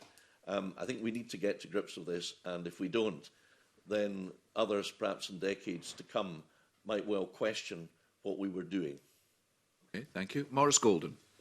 Thank you, Convener. I agree with both Mr Torrance and Mr Ewing. I am concerned about the cumulative effect of a number of these schemes, and I think there's probably two suggestions on behalf of that. One is to understand the context, because globally dam building, whether you go back to the Hoover Dam in the USA, Three Gorges Dam in China, or the Gapchikovo-Nagimaris Dam between Hungary and Slovakia, there is a massive body of evidence over the environmental impact of such building, and therefore looking at a particular pump storage scheme in isolation may lead to unintended consequences in the long term. So I think, first of all, perhaps the academia UNESCO Water Law Centre based in Dundee University might be a place to look in terms of the wider context, but also understanding from the Scottish Government if the planning system can adequately cope and assess the cumulative impact of a number of those schemes. Considerable number of suggestions there. You'll be hoping, if you're ever on Pointless, that it's to name dams that you get your question, Mr Golden, because I think you might win the money. But there was a considerable number of suggestions made there. Are colleagues content that we take those, keep the petition open and take those suggestions forward? We are.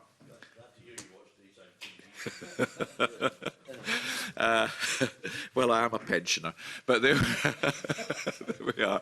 I'm going to just suspend briefly because we have a veritable galaxy of parliamentary collegial talent about to join us for the next petition. So just to allow the clerks to change over and for all those to come forward, I'll suspend very briefly.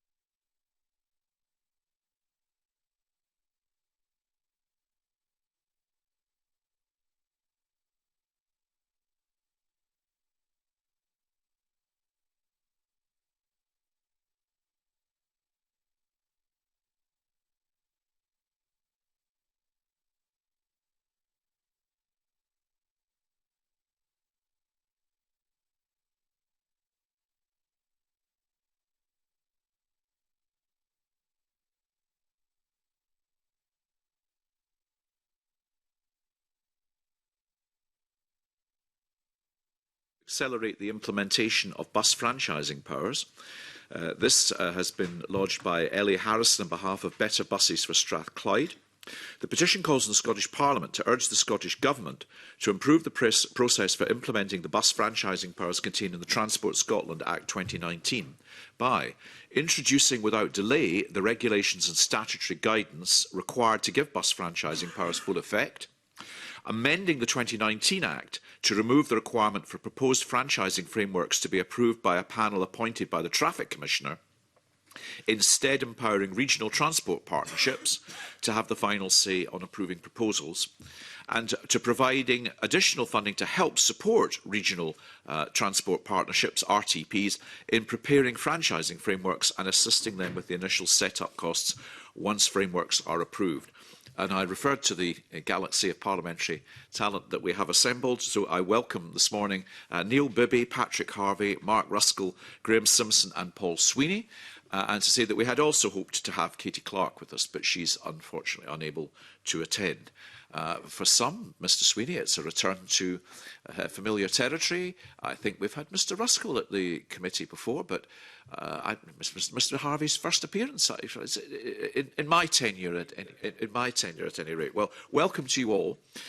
Members will be aware that while the Section 38 of the Transport Scotland Act 2019, which makes provisions for local bus service franchising, came into effect in December 2023, the full suite of secondary legislation and guidance for the introduction of local service franchising is not yet in place. In its initial response to the petition, Transport Scotland indicated that a number of substantive regulations have been laid. The remaining regulations and statutory guidance to bring franchising powers into effect will be provided by the end of this year, 2024. The initial response also stated that the Scottish Government has no plans to revisit the primary legislation to remove the requirement for an independent panel to be convened to approve or reject a local transport authority's franchising proposal. As is highlighted in the submissions we've received from the petitioner, while the delay in enacting provisions is, in their view, inexcusable, events have now slightly overtaken us. Members will likely be aware that the Net Zero Energy and Transport Committee considered an SSI related to the Traffic Commissioner's role in appointing the independent panel at its meeting on October the 29th and recommended that the SSI be annulled. A motion to annul the SSI was subsequently put forward in the Chamber and was not agreed to. This means that the regulations are in place and came into effect on the 1st of November. During the NZET Committee's consideration of the recent SSI, it has become apparent that the remaining regulations and associated guidance will now be published in the new year. There is a lot of information to consider, which is detailed in our papers for today's meeting. And this includes developments relating to bus franchising in other parts of the UK. We have received a written submission from Paul Sweeney, which was included in our papers for today's meeting. But I'm going to invite all colleagues who have expressed an interest as I do welcome the interest of parliamentary colleagues in relation to petitions, to address the committee. We thought of having an opinion poll to see which order we would have you all in, but opted ultimately simply to invite you to speak alphabetically. And I know the clerks have asked you, if you can, to complement one another's evidence rather than necessarily to repeat one another's evidence. The committee would very much appreciate that. And I begin with Neil Bibby. Thank you very much, Convener, and good morning. I understand you want us to be brief, and I'll happily be brief. I'm very delighted to be at the committee. But quite frankly, I'm also fed up talking about this particular issue, but not nearly as fed up as my constituents in the west of Scotland are about being failed by an utterly broken bus market. I commend Ellie Harrison and the Better Buses for Strathclyde campaign for bringing forward this petition.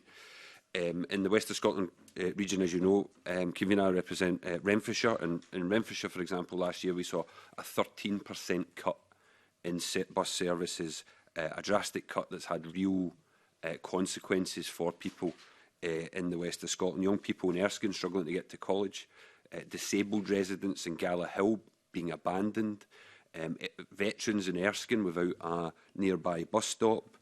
We've got NHS workers from Barrhead and Neilston finding challenges making their shifts at the Royal Alexandra Hospital. Working mothers in Johnston finding it impossible to drop off their kids at school and then get to work on time. And in Foxbar, a dialysis patient is having to take a daily taxi journey now because of early morning bus cuts. All the while, people in Glasgow and the West paying amongst the highest bus fares anywhere in the UK. And frankly, people have had enough, and I think that's why you've got so many MSPs here in front of you this morning. Young people and older people alike are now asking, what's the point in a free bus pass if there is no bus to get on? And these stories are replicated right. I focused on Renfrewshire because I think that's a particular perspective I can offer this morning, Convener, but these stories will be replicated across Glasgow and the West. Private bus operators clearly want to keep the status quo, but that's not an option. Reform is long overdue, and reform needs to be accelerated in the ways that the petitioner has put forward. Bus passengers in the West need and deserve change. We've had those franchising powers implemented in places like Manchester, in Liverpool and in Leeds, and if it's good enough in those areas, it's certainly good enough for Greater Glasgow and the Clyde. And the process for putting local buses under local control should be accelerated, and transport authorities provided with those necessary resources and information to make that happen urgently, and I welcome the petition. Thank you, Mr Bibby. I mean, you illustrate your evidence with examples from communities adjacent to my own constituency in Eastwood, where there are similar concerns. I regularly, almost daily, receive representations in relation to the inadequacy of bus services, particularly in what is a growing community that feels it's not well served by these services at all. So I understand the points that you make and invite Patrick Harvey to contribute. Thank you, Convener, and I'm grateful for you and the committee making time for so many colleagues to address you. I think the fact that there are so many of us here should it be the first demonstration to you that the breadth of political support for greater urgency in this area is very, very clear. And I've seen very positive engagement by the campaigners, certainly based in Glasgow, working with all political parties that represent the city, and I think a clear sense of consensus that there does need to be a fundamental change. In fact, the passing of the 2019 Act demonstrates that there is already a clear consensus that we need to be moving in the direction of franchising, that we need to support local areas that choose to move ahead with that. And the passing of the 2019 Act, it was intended not only to make that possible, but to make significant progress toward it. Even when Parliament was considering that legislation, a litany of evidence was taken by the committee at the time during the Stage 1 inquiry, saying that the process, including the panel, would simply take too long. The Scottish Society of Chief Operators of Transport, Glasgow City Council, Strathclyde Partnership for Transport, the Scottish Association of Public Transport, Urban Transport Group, many organisations raised concerns about the timescale that would be involved and the level of bureaucracy and lack of democratic accountability from this process. And the point I would make is that since that time, since that legislation went through Parliament and became an act, we've seen elsewhere faster progress being made than is being made in Scotland. Faster progress elsewhere than Made in Scotland, even though we have a political consensus that this should be the direction of travel. So I think it's very, very clear that if we're going to see communities like the one that Neil described and communities right across Scotland benefit from the change that's required, we need to accelerate the process. And if that means the Scottish Government making relatively minor changes to primary legislation, that's what should happen. Thank you, Mr Harvey. Mr Ruskell. Yeah, thanks very much. I should say I'm a member of the Net Zero Energy and Transport Committee, so we've recently been scrutinising the regulations that came to the committee and then were approved by Parliament, but only very narrowly. I think it's important that bus services, which are public services, are run in the public interest. I think franchising is an important part of that, public control that's needed, and that's reflected in the 2019 Transport Act. But I think, as Patrick Harvey's just said, the issue here is that in the years since passing that Act, we've seen franchising progress very rapidly in England. We've yet to see that kind of progress in Scotland, and some of the reasons for that are down to the fact that we haven't had the legislation in place to enable us to proceed. But there are still concerns that the petitioners have, particularly about the process and whether the process of decision-making for a franchise for bus services could be influenced by vested interests. So at the moment, the process that was agreed by Parliament focuses on the role of the Traffic Commissioner. The Traffic Commissioner is appointed by the UK Government. It's not appointed by the Scottish Government. And it's the Traffic Commissioner themselves who would appoint a panel who would ultimately make the decision.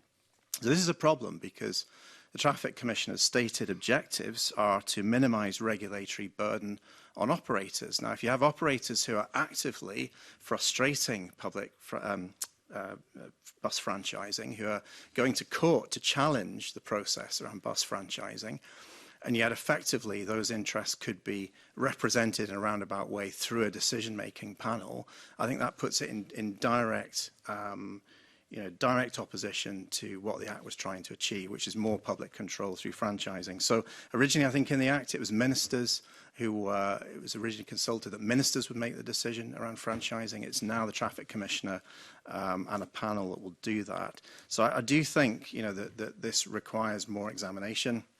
The NZEC committee has yet to approve the final piece of legislation in the jigsaw that will allow franchising to go forward. So I think there's a moment where NZEC committee could look at this issue again, take evidence from the petitioners and look critically at that issue about a potential conflict of interest between the Traffic Commissioner and the panel. Thank you very much, Mr Ruskell. Graham Simpson. Yeah, thanks very much, Convener. It's also my first time at the committee, and it's been fascinating and entertaining. I must come back. Others have laid out the case, I think, for franchising. There are too many areas of Scotland, as you know, Convener, that are not well served by buses. I describe some of these areas as bus deserts. I live in such a place where the bus service is not good enough and leads to many people just using their cars because they haven't got a choice. So franchising has the potential, I think, to provide a solution if implemented. And the frustration that colleagues have already expressed is that in Scotland it's just taking far too long. And I think that's where the petitioners are coming from. So I would merely invite the committee to look at that process, and you might also wish to look at some of the suggested legislation from the new UK government. There is what's called a Better Buses Bill, I think that's the title, and that is going to speed up the process of franchising down south. And I think we need something similar here because it's just taking far too long, and that's the frustration. Mr. Ruskell mentioned quite rightly the recent vote that Parliament had. It was a tied vote, and it went to the presiding officer, and this relates to that undemocratic panel, which could quash any work that's already been done on franchising. The only game in town at the moment is SPT, who cover the area that you cover, convener. They are looking at franchising. And if they go down the road of doing it, they'll spend a lot of time and money on it, and ultimately they could come up against a 3-person panel who could just stop it. I don't think that's a very good system at all. Thank you. Thank you very much. And to complement his written submission, Paul Sweeney. Thank you, Convener. Appreciate your kindness in allowing me to speak in addition to my written submission. In addition to what colleagues have already outlined in relation to the dysfunctional nature of the bus network in the West of Scotland, Greater Glasgow area, I'd just like to highlight that control of the fare box is the critical factor in a franchising structure. It is not about nationalising assets of bus companies. It's a red herring to go down that route. So it's about centralising control, public control of the fare box, which allows for rational, coherent management of an integrated bus system and its integration with other transport modes such as rail and subway and so on. So the concern relates to the lack of progress with the implementation of the provisions in the 2019 Act, which is bizarre to us because it's a similar timescale to the UK bill, the UK Act, but we haven't seen implementation happen nearly as quickly in Scotland. One can surmise that it might be that the government were reluctant in the first place to entertain the amendments in the 2019 Act which introduced provisions for franchising and were therefore not as eager to enact those provisions. However, we are where we are. There is contention over this provision in the bill in relation to the Transport Commissioners panel having this kind of veto power over democratic decisions made by regional transport authorities on implementation of their preferred structures. So I think there is a question about introducing further evidence to this committee from perhaps the Law Society of Scotland to look at the differences between the UK bill, or the UK Acts and the Scottish Acts and what could be done to improve them. Perhaps also looking at evidence from SPT, also from the Better Buses for Strathclyde campaign who have initiated the petition to get further evidence from them about the nature of their concerns about the legislation. They've certainly studied it in great detail and understand in great depth the issues with it. I would also invite the committee to consider inviting the Secretary of State for Transport and perhaps also the UK Minister for Buses, so Louise Haigh and Simon Lightwood, to offer their view on the appointment of a new Transport Commissioner for Scotland, because that role is currently vacant. And it was certainly advertised earlier in the year, but was disrupted by the general election. So it might be interesting to get their perspectives, given their policy position, on their support for franchising in Scotland and how they might be able to assist colleagues in Scotland in the implementation of franchising through the appointment of a traffic commissioner who would be minded to support such measures. Thank you very much. Well, a number of suggestions came forward from there, which I think we might want to pursue. We can take note of those from Mr Sweeney and Mr Simpson, in particular in relation to legislation and other matters that are on hand. Colleagues, have we any suggestions for action? Mr Torrance? Thank you, Convener. I was considering referring the petition to Net Zero Energy and Transport Committee, but gentlemen, you've been so convincing that I would like the committee to continue with the petition. And I wonder if we could consider as a committee writing to 7 statutory regional transport partnerships, seeking their views on the ask in this petition. And also if we would consider writing to Confederation of Passengers Transport, Bus Users Scotland, the Traffic Commissioner for Scotland. And I would also like to, if the committee would write to the B Network in Greater Manchester, in West Yorkshire Combined Authority and Transport for Wales, seeking information on the experience of developing and introducing bus franchising in their areas. I wonder if we could ask Spice perhaps to have a look at this Better Buses bill that's progressing from Westminster to give us a little bit of information on that. Mr Ewing? Yes, I'm not familiar with the circumstances in the central belt of Scotland, but certainly in the north of Scotland, many rural communities have no bus services whatsoever. Those bus services in Inverness provided by Stagecoach, the problem hasn't been regulation or otherwise, it's been lack of drivers. And it was a very serious problem. And I have to say that the very detailed exchange that we have in my constituency office with Stagecoach indicated that they went to great lengths to sort that, and they have recruited more drivers. I just thought I'd say that, Convener, because I'm genuinely unfamiliar with the issues that these members, so I defer to their experience. I just wanted to make one suggestion, though. Potential future career option for you, Mr.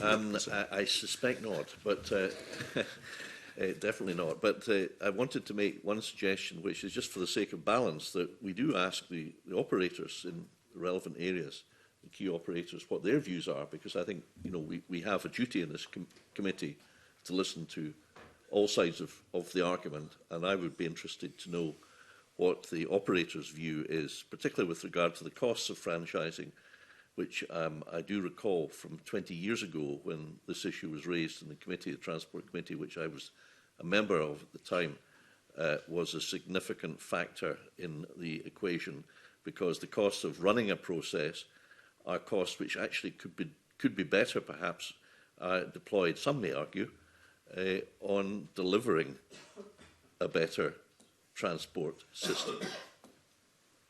I think perfectly reasonable to invite others to contribute evidence to the committee as well. But I think we're going to hold that petition open. Just as a final thought, if any of those who've addressed this morning have got any other suggestions, unusually I might not, but if there are any other things you might like us to take evidence from, I'm quite happy for you just to speak up quickly now. Mr. Bibby, did you? No? No. So you're quite consent. Oh, well. Just to emphasise the point, Convener, about the UK ministers having input to the I committee. heard that point, yes, that point wasn't lost on me. Parliament is very successful, as you know, at acquiring the contributions of UK ministers, but we may put in a long-term request for that and see what success we have in due course. Maybe it'll be available before Parliament dissolves. In which case, we will keep the petition open. I note there are a number of supporters of the petition in the gallery this morning. Thank you for joining us, and we'll keep the petition open, advance the interests as we've suggested, and move on now to the next and final of our new petitions this morning. Thank you all very much for participating. Petition number 2118, to review and restructure Scotland's flood risk management approach and operations. This has been lodged by Tobias Christie on behalf of the Speymouth Environmental Partnership, and it calls on the Scottish Parliament to urge the Scottish Government to review the Flood Risk Management Scotland Act of 2009 and improve flood alleviation and management processes by appointing an independent panel of engineers, economists and geomorphologists to support the design of flood risk management plans. Douglas Ross MSP had hoped to be able to join us at consideration of this petition this morning, but is unfortunately detained in the life of another committee. In the background to the petition, concerns are raised that those responsible for designing the flood risk management systems are often distant from and unaffected by the risks, with the system also designed around flood warnings rather than flood prevention, management or alleviation. Responding to the petition, the Scottish Government tells us that it has implemented a comprehensive framework under the Flood Risk Management Scotland Act of 2009, which places flood risk management at the core of its environmental policies. The response also makes reference to a joint Scottish Government and COSLA Flood Risk Management Working Group, which is considering funding and governance arrangements for flood protection schemes.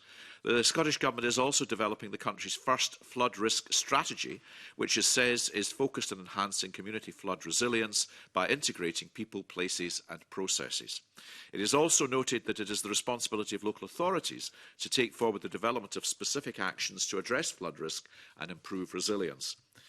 We've also received a submission from the petitioners highlighting that local communities are not aware of the public consultations on flooding, and where SEPA have issued questionnaires, the questions have appeared to have been designed to reinforce SEPA's perspective.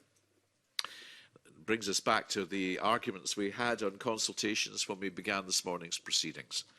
The petitioners have also raised concerns about the processes SEPA used to model future flooding and the challenges communities face in trying to share views and ideas for flood management with both SEPA and relevant local authorities. Colleagues, do we have any suggestions as to how we might proceed? Maurice Goldham. Yeah, I've got a few. I think, first of all, I think I'd like to clarify with the Scottish Government, given their policy of compliance with current EU legislation, that their policy is compliant with the EU Floods Directive and EU Water Framework Directive. I think, based on the response from the Scottish Government, I find that incredibly disappointing strategies, working groups. Now, I don't know Speyside well, but in Angus we have 60 homes being demolished as a result of inadequate flood defences. We have planning being consented for homes, which has led to flooding last year. And a year on, there has been no action whatsoever. And as we heard from the Scottish Government, no one is responsible. So I would really appreciate Scottish Government's views on a singular body being responsible and appointed to provide the leadership over riparian basin management.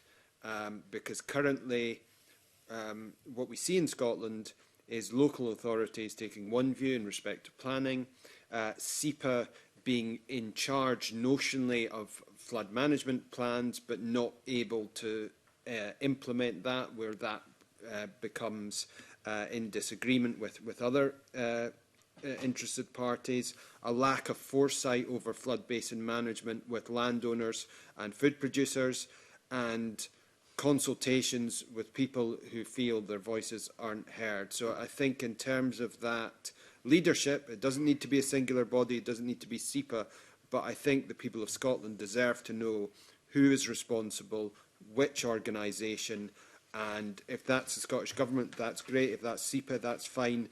But we need to know who is managing our flood approach, and therefore, as a petitioner, looks to whether that approach is correct. But we don't know who is responsible at the moment. There may be some other points, Convener, as well.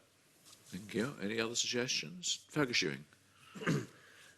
Yes, I was struck by the arguments contained in the petitioner's written submission of the 10th of November, submitted by Mr Jim Mackey, who points out that communities are not aware of any public consultations on flooding of communities or community councils, and they seem to be excluded from the process, actually.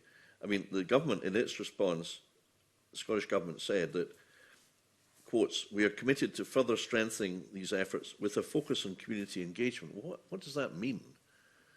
Does it mean actually consulting with community councils, for example, who take an active role? I have to say, over the years, Convener, I've found that the whole issue of flood management and problems in my constituency have been serious, although perhaps not quite as serious as people in Angus, but nonetheless very serious. And there seems to be complete control by SEPA. And Mr Mackey points out that the cost of flood damage in potentially vulnerable areas is calculated centrally using a multicoloured manual, a book first published in 2003, containing flood statistics from 3 river basins in England. The figures produced are fictional. No research is done at a community level. None. Well, what's that about? This sounds extraordinary. And secondly, it says that, as Mr Golden has pointed out, councils have no legal responsibility. Well, who has got responsibility? This is a buck that isn't being constantly passed around. And this is the meat of it, I think, that rivers and streams carry sediments, trees and bushes downstream, more so in floods. These catch in the riverbed or banks. Sediments build up and raise riverbeds and banks. Riverbank erosion is seen as a natural process, and Nature Scot and SEPA prevent practical solutions being delivered by landowners and community councils that know what the problem is. You cannot take soil or gravel from one area and put it into another area because of rules applied by SEPA and Nature Scot, and therefore obstructions build up, thus exacerbating or causing flooding problems. And I've encountered this, Convener, many, many times in my constituency, and every single occasion it ends up with SEPA saying no. And very often they don't actually bother to come to visit anybody anyway. Yeah. That's part of their modus operandi. It's not actually to go out of their office. It's to issue edicts from the warmth of their office, wherever it may be, who knows. So, you know, I feel very strongly that there's a set of very serious issues that Mr Mackey and Mr Christie have, through their efforts and through their very detailed knowledge, I have to say, have really impressed me, and I do think that we might in due course wish to obtain evidence from them so that Parliament can hear directly from them about these concerns. We suggested we maybe contact the Scottish Government to highlight the petitioners' concerns about the consultation process and the lack of it as they see it, and to get some sort of response and reaction to that. Absolutely. Okay. Preferably, you know, not the sort of general, vague sort of answers that we're so familiar with, but specific answers to the points the petitioners have made. After all, that's our job, and if we don't get specific answers, they can be sure that the committee will do its job. Golden, that suggestion maybe right to SEPA asking for the makeup of these local information advisory groups. I think we might want to hear a bit more about that. And what action is being taken to ensure that SEPA think they're taking to ensure that the knowledge of local communities is being properly included, given the issues raised in other petitions as well. Are members content that we proceed on that basis? Do we keep the petition open and we seek that information? Thank you all very much. That concludes the public part of our meeting today, and the next such meeting of the committee will take place in a fortnight's time on Wednesday the 11th of December. We now move into private session for agenda item 4.